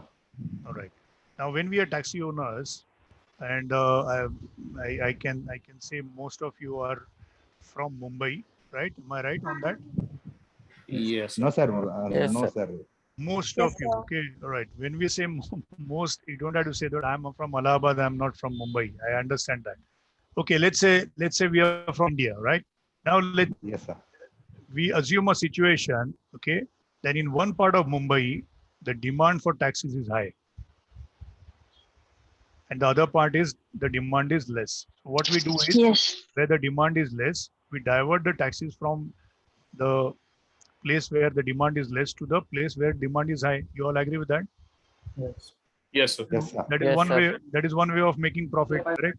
Suppose in Dadar, if the a place is called Dadar in Mumbai, the demand for taxis is high, then I will divert the taxis from my Andheri branch to Dadar branch. One way of making profit, Yes. rather than keeping them idly in Andheri. You all agree Yes, with sir. that? Yes, sir. Yes, sir. What other option I have to get more profit from the high demand situation in Dadar? Purchase new taxis. Purchase new taxis, very good. Now, Sir, to we can purchase increase a, their turn. We can increase their number of turns from Dadar. we can make more frequency, yes, Yes, or sir. we Yes, sir. purchase. Now, to purchase a taxi, let's say, Purchase on lease basis. okay, we have two options. Let's say in purchase, we have two options. First one, I want to go in for buying a brand new taxi. Okay. And let's assume that there is no manufacturer who is making taxis. So what I have to do, Simple one. I have to place an order. Okay, Yes, sir. let's for example, I want to go in for a taxi which is a Maruti brand. I want to place an order with Maruti brand. Yes or no? Yes, sir. Yes, Then sir. they will negotiate with me. We'll arrive at a price. Then the contract is made, and then they will start manufacturing the Maruti taxi which I have ordered for. Yes or no? Yes. Yes, sir. Okay, good. Now, if that period is 1 year, let's say Maruti company has told you that they will take 12 months to manufacture your taxi. Okay, have you understood this line? Yes. Yeah. Yes, sir. But the demand in Dadar is only for 6 months. Yes. So what other option I have? Sir, obviously Second we hand. have to increase number of turns to the existing vehicle. Or we can buy another from somewhere where we can get it immediately. Where you can Yes. go in for a second-hand taxi, yes or no? Second-hand taxi. Yeah. Either you buy it from someone who is making loss, correct? Who is willing to sell it to you. So you go in for a second-hand taxi. Why you want to go for that option? Because you don't want to lose on the profit. You don't want to lose on the demand situation presently in Dadar. So you go in for a second-hand purchase of taxi. Or what you can do is, you can take it on hire from someone. Yes or no? Yes. Yes. Yes. Okay. So Okay. basically what I've done, either I've gone for new purchase from shipyard, Yeah. or I go in for second-hand purchase from another owner, Yeah. or I go in for renting the taxi, which is Renting the bareboat taxi. charter. Have you Bareboat understood these three options? Understood. Yes, sir. Yeah. Yes, sir. Okay. The liability is limited with the higher one. Okay, we're not talking about liability part here. Okay, that is covered in the risk assessment, which you're going to study in second year. Okay, let's not, because if I have to do shipping practice, which includes bill of lading, letter of credit, types of documentation, inward clearance procedures, outward clearance procedures, then you know how much time it will take for us. Yeah. So number of Sundays. Okay, I've been shipping for last 30 years and still I have not understood many parts of it. Okay. Okay, so same way, let's limit ourselves to our topic. Okay, that way we can utilize that faster, right? Because as I said in the beginning, we have only 2 sessions to complete the entire shipping finance. Not easy. But okay, let's say I have 2 or 3 options. Either I go in for a brand new taxi, or I go in for a taxi on rent, or I purchase a second-hand taxi. So either I go for a brand new from shipyard, or I purchase second-hand ship from somebody, or I go in for bareboat charter or wait lease type of situation or contract. Correct? Yes. Correct. That's exactly what you do in demand and supply as far as shipping is concerned. Another thing is, suppose Swapnil or Rohit or Sadhana, I mean, whoever are helping me to do interaction as far as this class is concerned, suppose you earn a lot of profit, okay? Now the business people, how they think is, when I'm making a lot of profit, I don't want to limit myself by buying a property or buying a huge building to stay. I want to invest that in shipping again. And when I want to invest that in shipping again, what I do? I go in for more ships. I buy in more ships. You understand what I'm saying? Yes, sir. Diversify. Okay, uh, it's not called diversify. It's basically reinvestment in shipping. Okay, so I'm investing again back into shipping. I'm going for more ships, more tonnage, so that I um, make use of the high in shipping. Okay, high in shipping and low in shipping. And what is that high in shipping? The amount of freight I earn per day for my ship. If that freight rate is high, I'll invest more ships. I put in more ships in the market. And if the invest rate drops, what I do? If the freight rate drops, what I do? Lend or sell the ships. Lend or sell the ships. That's what I do in case of selling of ship is concerned. Selling of ship is concerned. Or I give it on bareboat charter to someone when the freight rate is less. What I say is, okay, you run the ship, you make your profit and give me this much amount of rent on monthly basis. Very simple. Have you understood this concept? Yes. Yes, sir. That's Yes, sir. precisely what we do in sale and purchase of ships. Now I'll show you or I'll share with you the topic about sale and purchase. And I will, with the understanding, it's very easy for you with the background of shipping finance, which we just covered. Let me share the screen.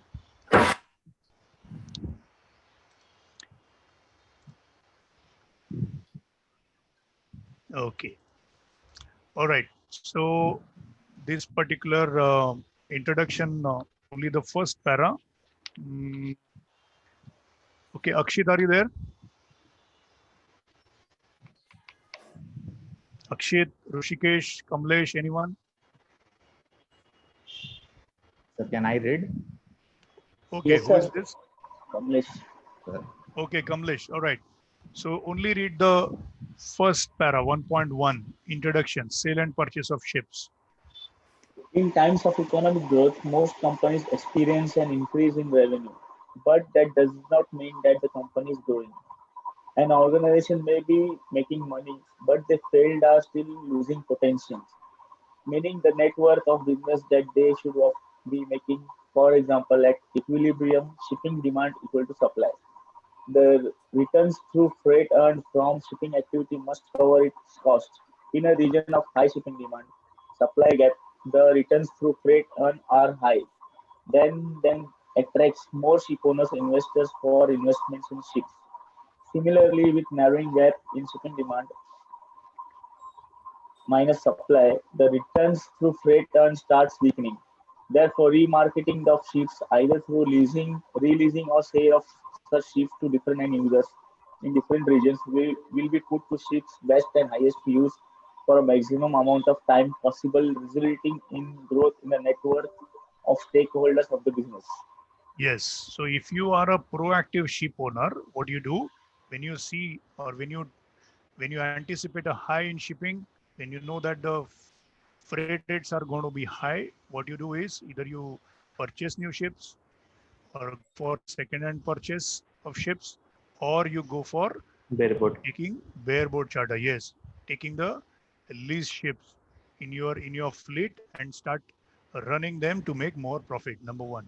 Secondly, if you anticipate a low in shipping, then naturally you want to sell the ships or you want to lend the ship or you give it on bareboat to some other manager and taking the rent. Have you understood basically the two important parts? Yes. Okay. Yes, sir.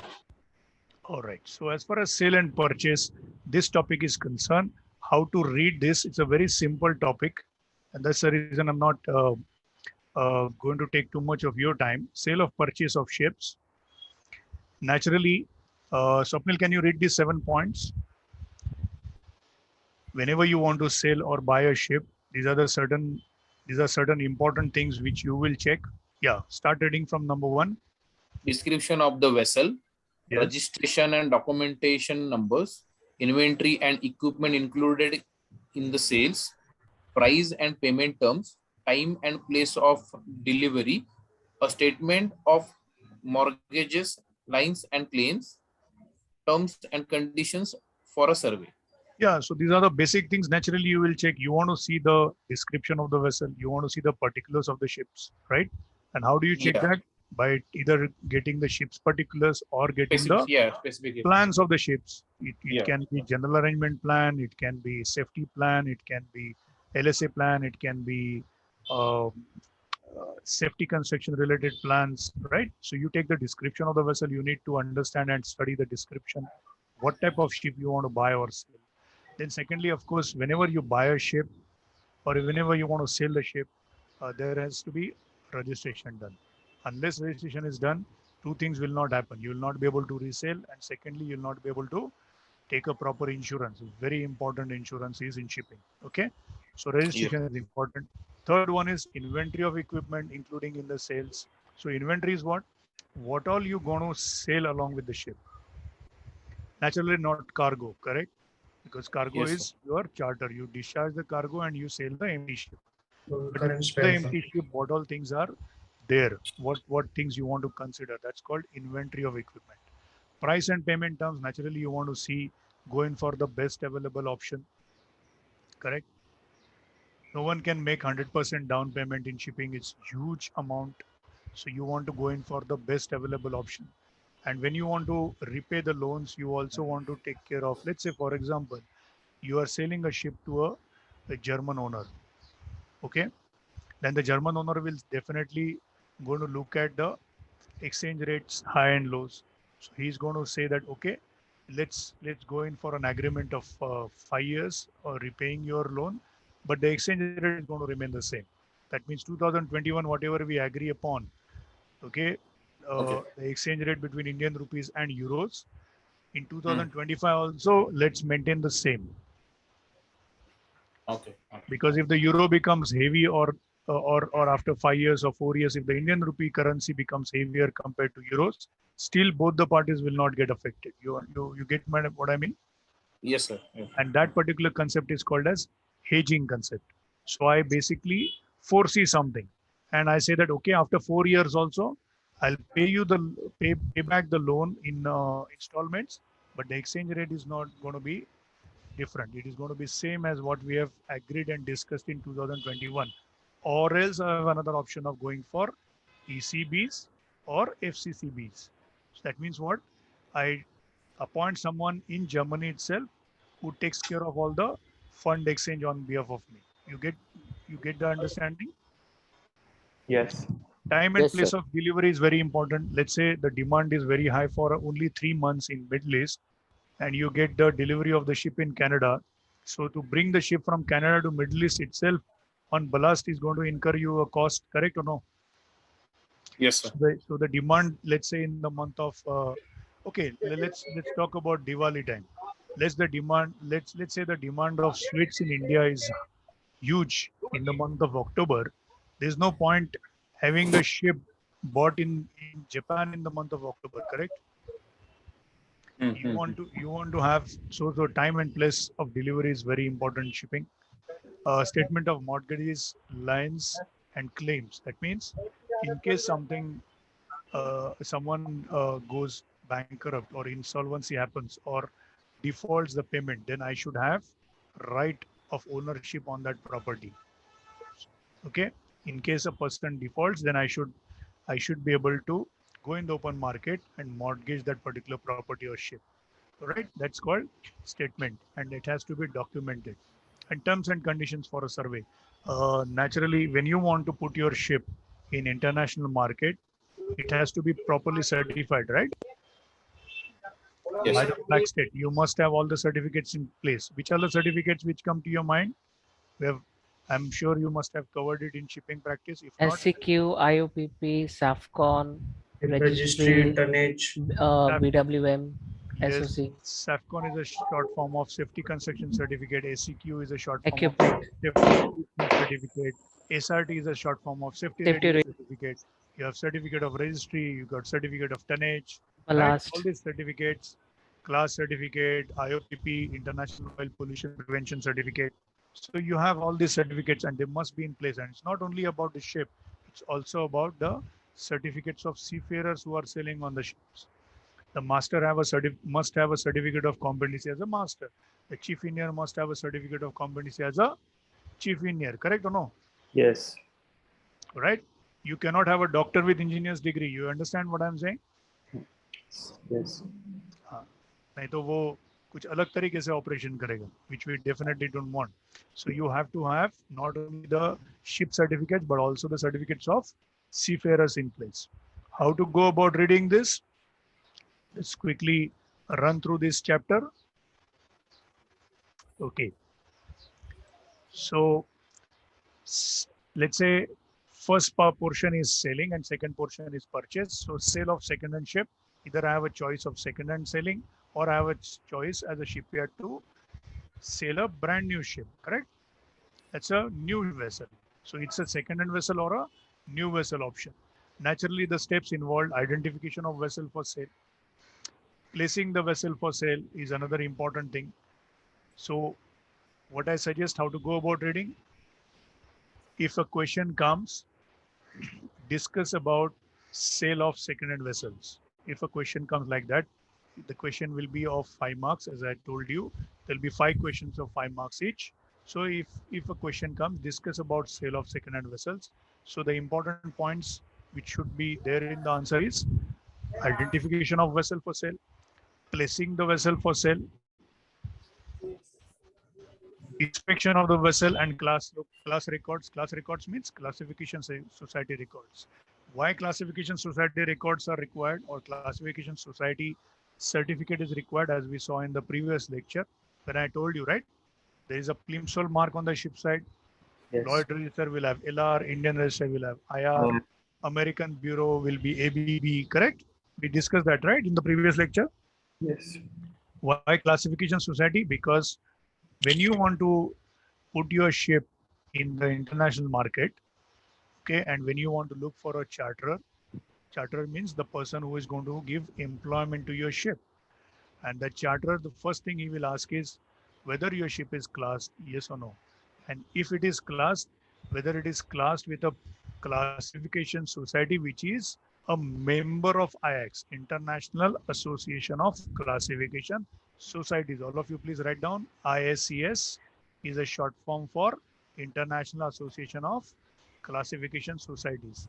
So IRS, Bureau Veritas, which is BV of France, Lloyd's Register, which is LR from UK, NKK from Japan, ABB from US, right? All these are listed in or members of IACS. Okay, so class records are very much important for the commercial part of your ship to get a charter. Negotiations naturally will happen. You have to negotiate, right? Yes. When you go to a branded shop or when you go to a Bata shop to buy shoes, you bargain, right? Yes. Or even if you go to buy vegetable or fruits to a vendor, you bargain. One should not do, but theek hai. You bargain, right? And that bargaining is called negotiation. And it will not end till both of you agree to the same figure. All right? And in shipping, negotiation is you offer, other person will give counter offer. Okay? You say that, okay, 200. The other fellow will say, okay, 201, give me 200, 300 mein do de do. That is your counter offer. Then he says, no, it's not possible, 400 or 350 for two. So that way you do negotiation and you arrive at one fixed figure. And once you arrive at one fixed figure, you go in for MOA, Memorandum of Agreement. Okay. At the end of your book, there are two sales form mentioned. So I want all of you to go through this: NSF 1993 and NSF 2012. Basically, these are the sales form. N stands for Norwegian sales form. One is of 1993 edition, and other one is Norwegian sales form of 2012. And when you want to sail a ship, the terms and conditions or the points in the sales form must be read, understood, and signed by both the parties. Clear to all of you? Very simple. And whenever you want to read this particular topic or this particular lesson, always try to imagine that I want to go in for buying a taxi, or I want to go in for buying a house or a flat. So once you relate that, it will be easier for you to understand it faster. Okay. So sales form is important, and this is shipping related international forms, NSF 1993 and NSF 2010. Both of them are there in your annexures. Pre-sale formalities. Then once your memorandum of agreement is signed, agreed upon, there are three formalities. First one is before you sell, there are formalities. Naturally, there is a process that is called pre-sale formality. The points are mentioned here. Then, of course, sale formalities. While the sale is actual happening of your ship or tonnage, what are the formalities needed, which also involves approvals from, in case of India, approvals from DG Shipping and MMD. What is DG Shipping? Directorate General of Shipping. Okay. And MMD stands for Mercantile Marine Department. So once you read through these, make your own points. If I want to sail the ship, what all things I will do. And then third part is post-sale formalities. Once the sale is done, once the ship is sold, okay, or tonnage is sold, a ship in shipping language is called tonnage. Then post-sale formalities are involved. Very simple. Just read through that and make your own answers. Okay, boys and girls, please make your own answers in your notebooks. That will be helpful to you. Second part is purchasing of ships. The reverse process of selling of ship. You do planning, then you analyze the market, you identify what type of trade you are into. Let's say you are into LNG trade, liquid natural gas, then you want to go for LNG ships purchase. Or if you are in LPG trade, you want to go in for LPG ships purchase. Or if you are in container market, then you want to go in for container related ships or container ships. Okay. Arrangement of finance, again, whether I want to do financing from my own funds, which we saw in the first subject or first lesson, or I want to go in for borrowing fund, okay, borrowed fund. So arrangement of finance, when I'm going to make the payment, and depending on what is the arrangement I have with regards to arrangement the payment or finance. Approvals, you need a lot of approvals. You need approval from classification society, you need approval from flag state, you need approval from, let's say in case of loans and finances, you need approval from RBI, right? So it's not only financial bodies, also from shipping related bodies, you need approvals. Terms on delivery, terms of delivery, I already said, which place and which date I want to take the delivery of the ship. Very important. If the requirement is in India, there's no point buying a ship in which is available in Canada, correct? Because it will take 1 month at least to bring the ship from Canada to India. By then the demand in this particular location will go over and someone else will take the benefit of that. You understand what I'm saying? So timing in shipping is very important. Payment schedules, how you want to make the payment. It is going to be 3 monthly, 6 monthly, annually, once in 2 years, once in 5 years, or one time down payment. It's your choice. Forex, foreign exchange, whether you want to go for foreign funds or you want to limit yourself to local funds from India.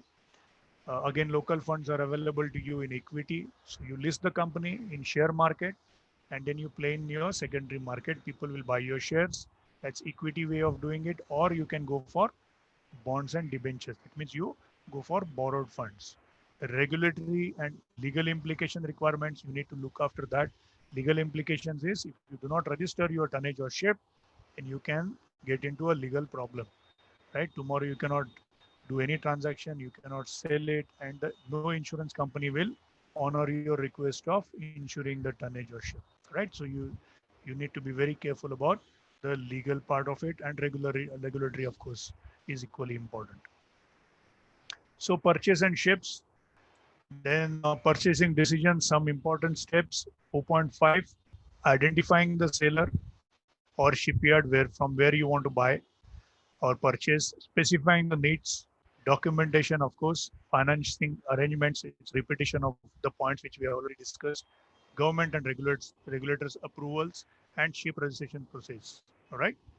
Same brand new ship is the first part, and purchase of second-hand ship is the second part. Most of the points are repeated, guys and girls. So I would suggest. So basically, as far as this chapter is concerned, you need to write four important headings. You need to cover four important headings. First, selling of brand new ship from the shipyard point of view.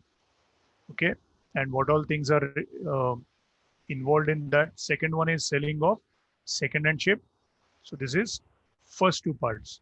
Second part is purchasing of brand new ship and purchasing of second-hand ship. Clear to all of you how to go about? And make notes yourself. Yes, sir. Just by going through this topic, very simple to understand.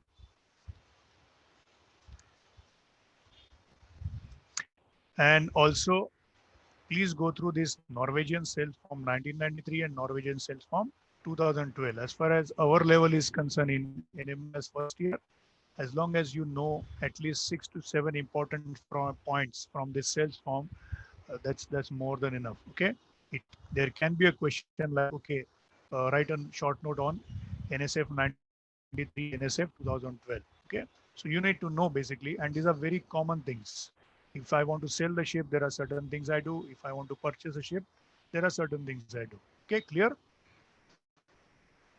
Memorandum of agreement. The moment everything is decided, negotiations are done, and we arrive at the terms and conditions agreed between both the parties, seller and buyer, you go in for MOA, Memorandum of Agreement. And what all things are mentioned there is basically covered in this Memorandum of Agreement.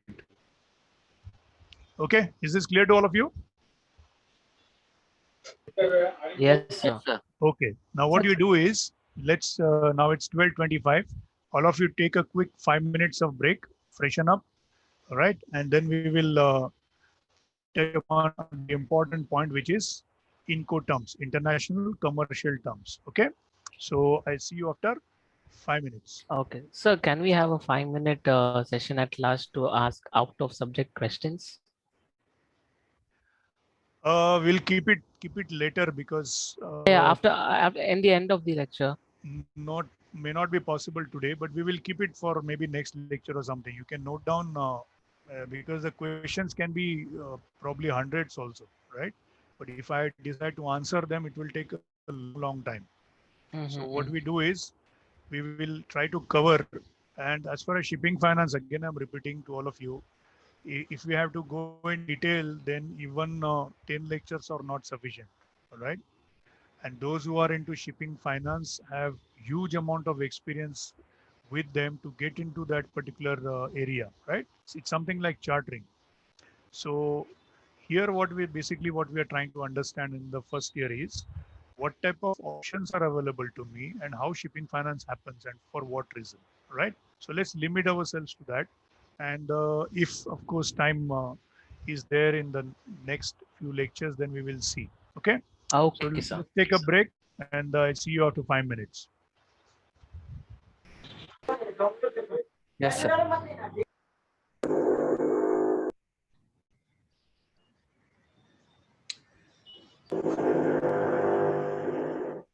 Yeah, those Yes, who sir. can, please switch on your cameras.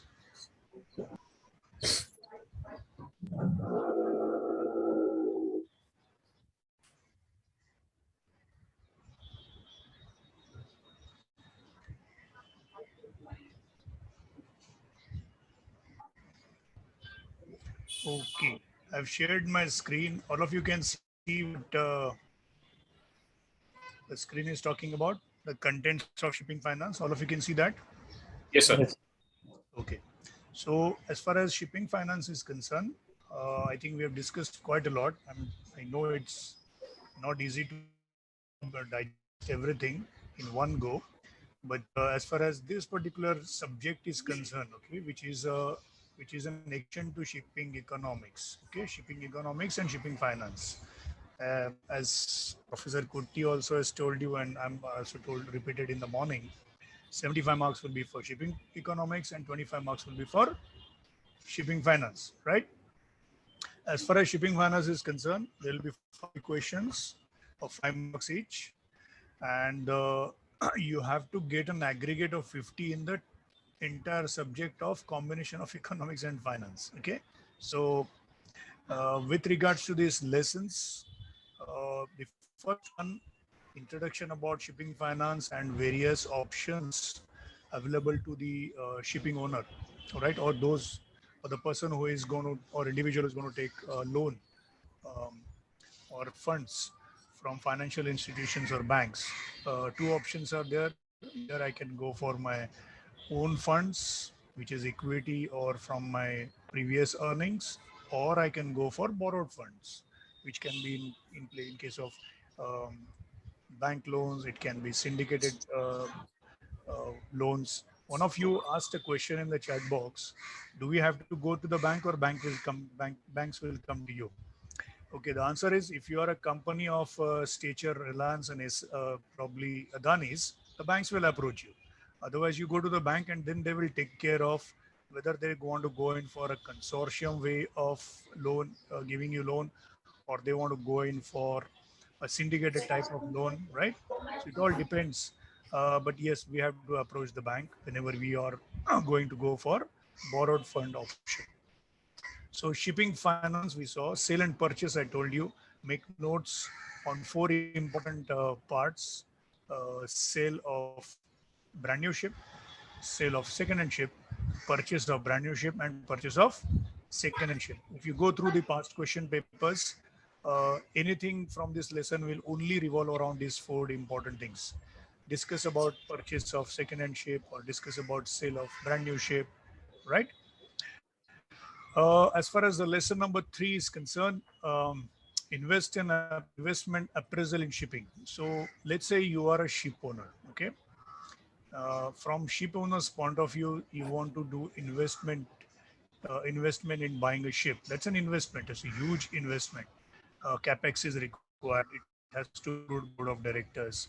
So whenever I want to go in for investment in shipping, I need to carry out a proper appraisal. That means I need to carry out proper survey. I need to check various things and aspects before I invest. Okay, so my suggestion to all of you is, in addition to what we have done in lesson 1 and lesson 2, okay, make your own notes as far as L1 and L2 is concerned. As far as L3 is concerned, please read through the chapter. It's a very simple chapter, but of course we will do it in the next lecture.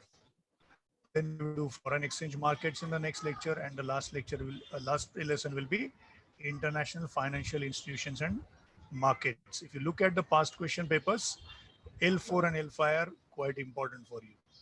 Okay, from short notes point of view. As far as Annex 1 is concerned, letter of credit, shipping practice, and it's very well covered there. So as long as you do LC from shipping practice book, and I'm saying that because I also teach shipping practice when the pandemic is not there, by going to certain classrooms, or rather the Nerul and what Powai batch. But of course, now since pandemic is on, all of you are attending one lecture. So all the 4 batches of Mumbai are basically incorporated into one batch. That's what is happening now. So if you do letter of credit from shipping practice book, should be more than enough as far as shipping finance subject is concerned. As far as risk management is concerned, just read it for your own understanding, because risk management and risk assessment is a subject by itself in your second year. Now I'll come to INCO terms, okay, which is international commercial terms. Clear? Okay, I stop share this and I go for incur terms now.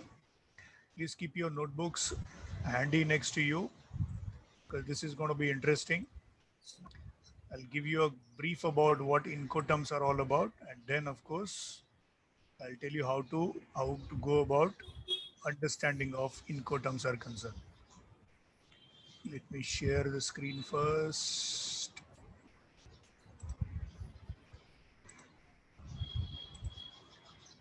Okay, so can all of you see a picture on the screen? Yes. Yes, sir. Yes, sir. Can see a picture. Great. Let me go to the slideshow point.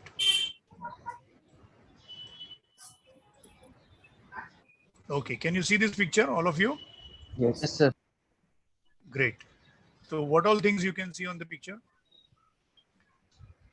Don't worry Higher about salary. the free carrier FCA, but we're talking about this part of the picture. What all you can see? Factory.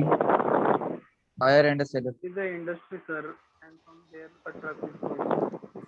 There is an industry manufacturing unit. We can Industries, there's a logistics, delivery overseas. also. There's some kind of industry, factory, refinery, or manufacturing unit. Correct? Yes. All right. So next to that, what is written?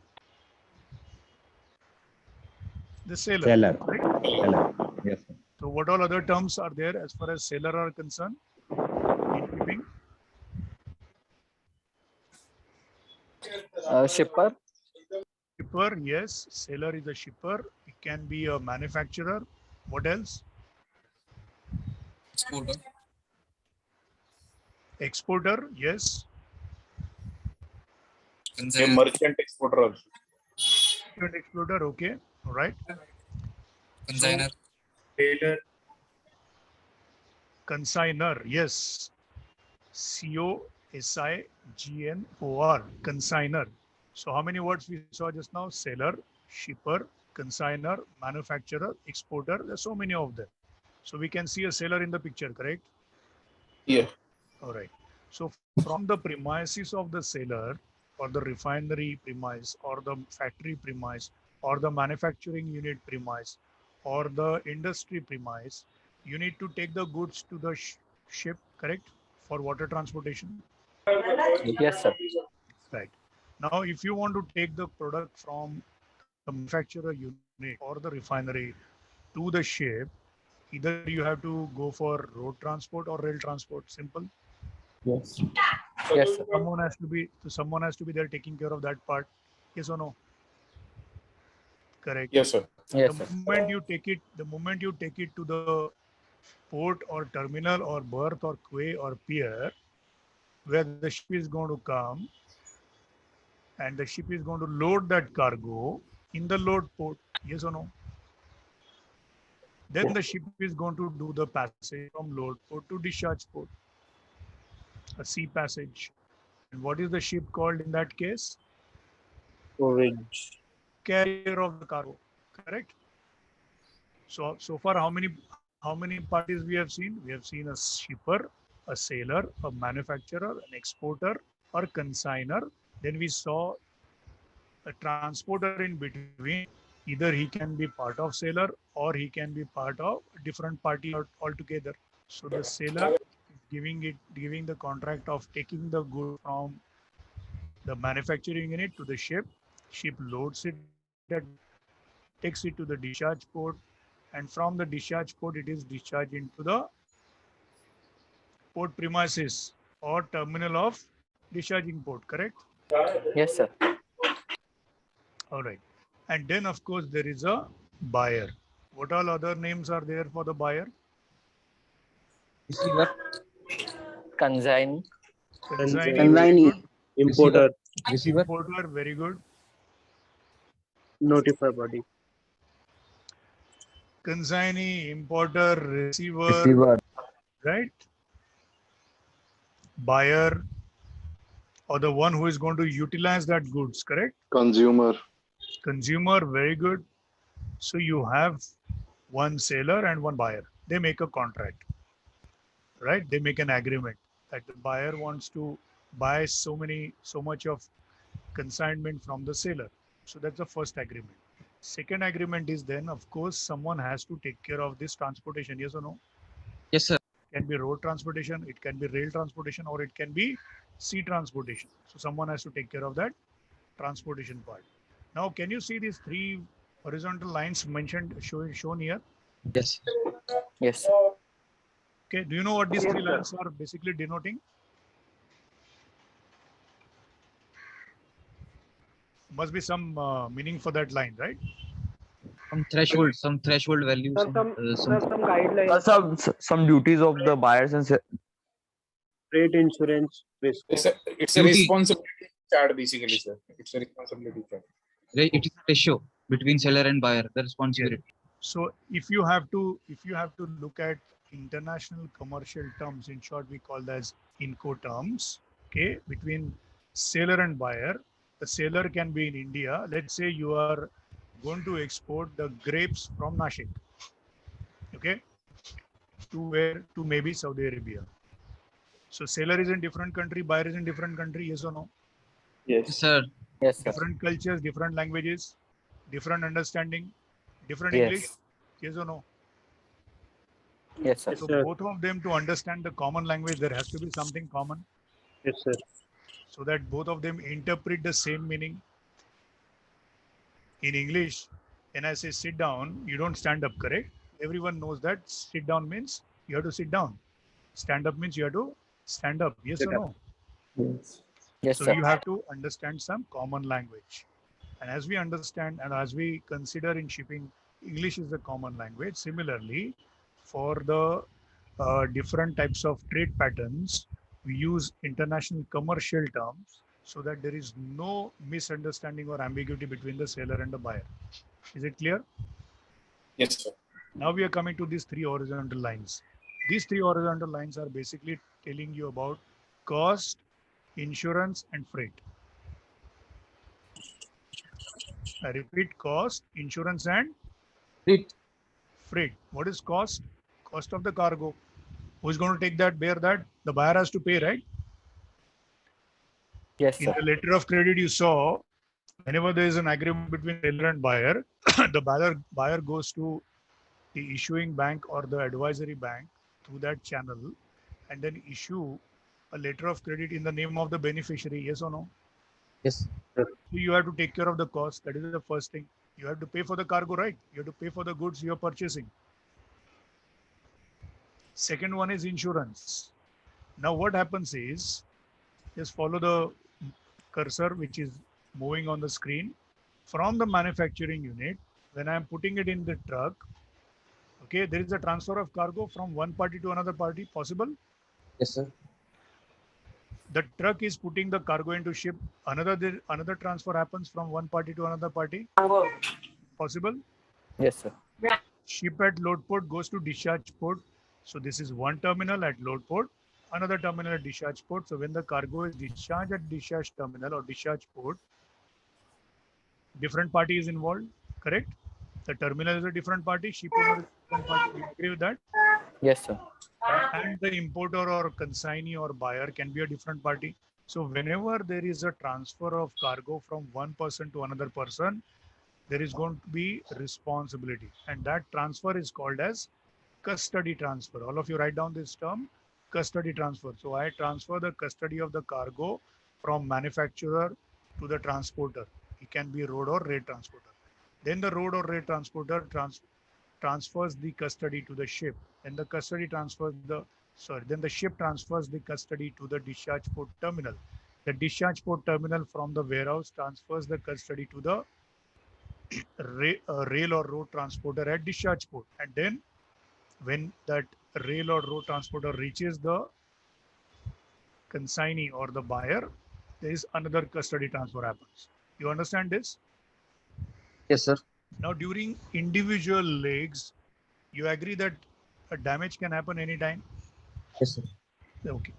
Let's say when you are loading a cement cargo in powder form, okay, at the load port there is nothing. And when the ship is taking the cement in powder from load port to discharge port, suppose you get heavy rain and very rough weather, and the cement cargo in powder form get damaged. Cement में पानी गया तो क्या होगा? balls will form. It will deteriorate Taj Mahal, the आपका Taj Mahal ship में ही बन जाएगा. Correct. So it's a damage to the cargo, right? Yes, sir. Or let's say you are taking perishable cargo. Let's say you are taking kiwi fruits or you are taking grapes from Nashik to, let's say, Saudi Arabia. And if you do not maintain the temperature required for that perishable cargo, then by the time the grapes reach Saudi Arabia, what will happen if the temperature goes up? grape juice. It becomes wine. Either you okay, you can either go for that. Now it's lunchtime approaching, so we can mention these terms, right? So either you can have dry fruit out of that grape, or you can have wine out of that grape. Yes or no? Yes, sir. But please understand, the buyer has paid for the grapes, not the wine. Basically, what I'm trying to tell you is, unbottled wines. Yes, basically what I'm trying to tell you is, during the passage or during the custody transfer, the damage can happen any time, any place, any location, any time, any date. So someone has to take the responsibility of that damage. Suppose during the passage from load port to discharge port, if some damage takes place, who is responsible? The ship is responsible. If the ship gives the custody to the road transporter in discharge port, and the road transporter on the way to buyer's premise damage, the cargo gets damaged, then who is responsible? So basically, we are talking about cost, we are talking about insurance, and we are talking about the freight. Freight is basically payment I do to the ship owner for carrying the cargo from load port to discharge port. And as far as Incoterms is concerned, everything revolves around these three important terms: cost, insurance, and Freight. Again, repeat: cost, Insurance, freight. All right, cool. Let's go back to this one. Okay. All right. So who wants to read this purpose of Incoterms quickly for the class? So I will read. Okay, go ahead. To provide ease to international rules for the interpretation of the most commonly used trade terms in foreign trade, to reduce uncertainties or different interpretations of such terms in different countries, considerable degree. Correct. So first 2 points. Yeah. So the first 2 points are saying what? We must use the same language. We must talk the same language. Your understanding and my understanding about FOB or CIF or CFR or FCA should be the same. My understanding of FOB cannot be different than your understanding of FOB, because we are talking about the liability of cost, the liability of insurance, and liability of freight with somebody. Someone is responsible for making the payment, and that someone has to be very clear about that, right? Okay, please continue. Third point. To make aware parties to a contract of the different trading practices in the respective countries, avoid misunderstanding and dispute and lay all the waste of time and money, to facilitate the conduct of international trade and improve the environment of international business, to deal with the relation between buyer and seller under the contract of sale. Correct. So these are important, and this is basically the purpose of international commercial terms, okay, which is short form is Incoterms. All right, let's go to the next one. Okay, so basically we're talking about pre-carriage. That means there has to be some understanding before the cargo starts. There has to be some agreement, right? You just can't load the cargo and take it to the destination. Main carriage and on carriage, the different steps will involved. Now, can you see one picture on the screen now? Yes, sir. On the left hand side, you got Incoterms of 2000. Fortunately, this is not what we are going to study, okay? Because all this is now amended by Incoterms 2010. So we are going to study Incoterms of 2010. Okay, so Mithila, since you are online, I can see you. Can you quickly read this for the class?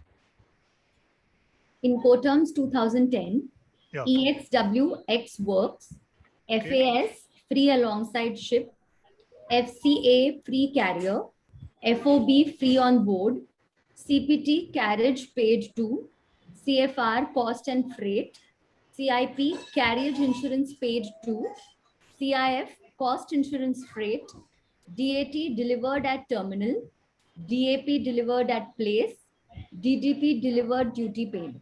Correct. So basically we have to understand these terms, okay? And what I suggest is, of course, I will tell you how to go about studying that. Why I'm doing this is because I want you to put in the efforts to understand this in code terms. Okay, this is not difficult at all. Those who are already working will understand it better. Those who are not working in any shipping company or in shipping at the moment, okay, go through your chapter. And now if you see what Mithila has read, she started from X work, right? So she started with E. So there is something which, there are some terms in international commercial terms which start with E, yes or no? There are some start with F, there are some starts with C, and then there are some start with D for Delta. So you have Echo, Foxtrot, Charlie, and Delta. Okay. Basically, we are talking about the responsibility of cost, insurance, and freight lies with whom? Who is responsible for cost? Who is responsible for insurance? And who is responsible for freight? Very simple. Cost of the cargo, insurance for the cargo as well as different carriages. It can be road transport. You need insurance for that. If you are going for rail transport, you still need insurance for that. You need for water transport, you still need insurance. Correct or no? Yes. You need insurance not only for carriage, you also need insurance for the cargo or the commodity. Yes or no? Yes. Someone should take care of that insurance part. And the freight, of course. Freight in terms of shipping, it's a freight payment to the ship. In case of road transport, if you want to use a road transporter, you are still paying him a rent, right? A freight to carry the cargo from premise to port, or in case of discharge from port to consignee's premises or the buyer's premises, or no? Yes, sir. Yes. Okay. So let's go to the next one. And here I want you to write down only these boxes which are colored in orange. Okay, quickly write down, and then that's the end of. Hello, sir. Show me the last slide once again. Okay, just complete this first and then we'll go back. Okay. Okay, sir. All right. As far as E is concerned, so anything which starts with E, departure, the E term is the term in which sailor's obligation is minimum. That means the person who is exporting or selling, right, or the one who is shipper, his obligation is minimum. Obligation in the sense, obligation with regards to cost, insurance, and freight. And obligation is liability. So his obligation is less, he will get paid also accordingly. Whoever takes more obligation, whoever takes more liability, let's say who is taking more responsibility of insurance and freight, naturally his percentage of profit is also going to be more, right? So when you are talking about E, anything starts with E, the seller's obligation is minimum. Then we go to F. When we are talking about F, so whether it is FCA, FAS, FOB, the F terms require the seller to deliver the goods for carriage as instructed by the buyer. So free carrier, that means, let's say you want the exporter to bring the goods up to Bombay. That is FCA. FAS, free alongside.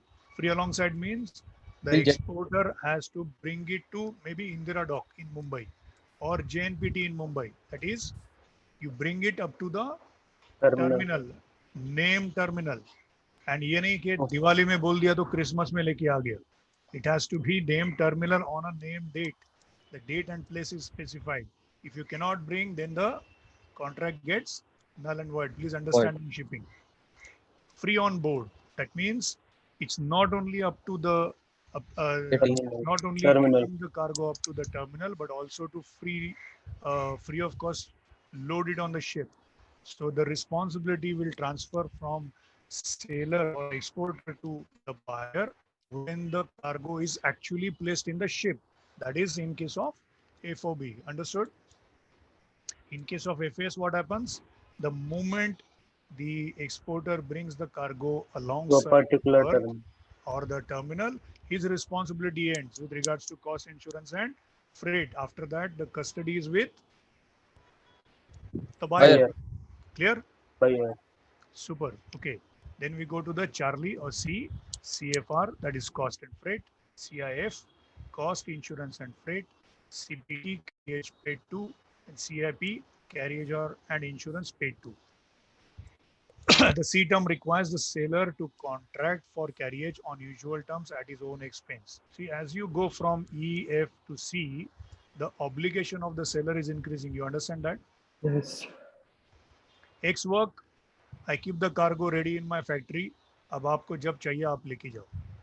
Okay, that's your responsibility. The cost, insurance, and freight you take care.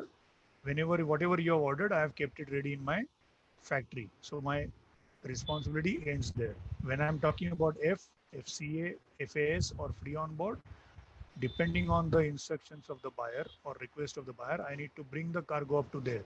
When I bring the cargo up to there, my responsibility will still be there till such time I bring it to that point. You understand this point clearly?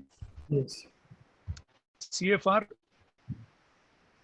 in this case, the buyer is responsible for making the payment, but to bring the cargo up to the discharge port or bring the cargo maybe up to the discharge terminal, okay, or bring the cargo up to the taking care of the cargo and insurance and freight when the cargo is in the ship. As far as C terms are concerned, it is the responsibility of the seller or shipper. Payment will be done by the buyer to the shipper, but buyer says, "भाई मुझे experience नहीं है, तू लेके आजा cargo discharge port तक." Are you getting this point?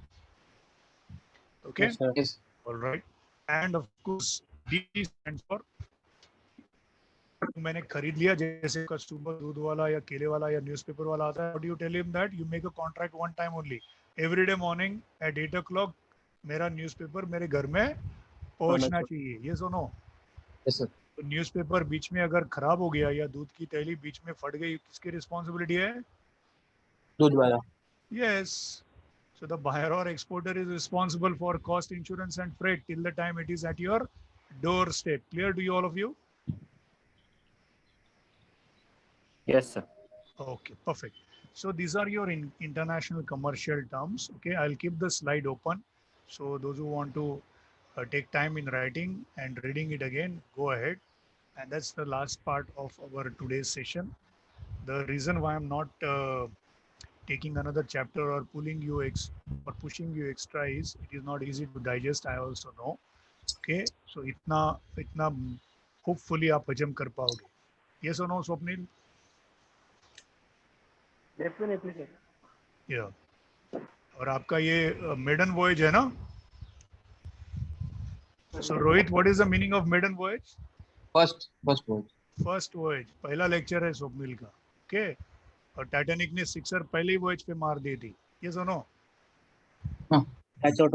दूसरी खासियत क्या थी बड़ा टाइटैनिक? वो आपको मालूम नहीं होगा. That's a secret between those who attended the last session and me. Yes or no?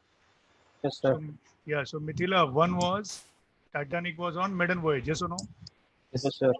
What was the second specialty of that voyage with regards to the captain of the ship? It was his last voyage. It was It was his last voyage. Said, okay, He was आज को going New York to पहुंचा हूँ, उसके बाद मैं retire हो जाऊंगा आराम से. Okay. बहुत good night happened. रिटायर तो बेचारा हो नहीं पाया, but मशहूर काफी हो गया.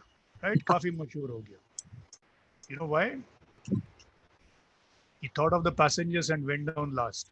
Okay, he went down with the ship. Okay. So that's what we did so far as shipping finance is concerned. Okay, don't have to worry too much. Just go through your books, whatever is being provided. And what we did today is the introduction of shipping finance and whatever different modes of funds available to you. Second one is sale and purchase on ship. I will unshare this screen. And Okay. Let me share the screen again of.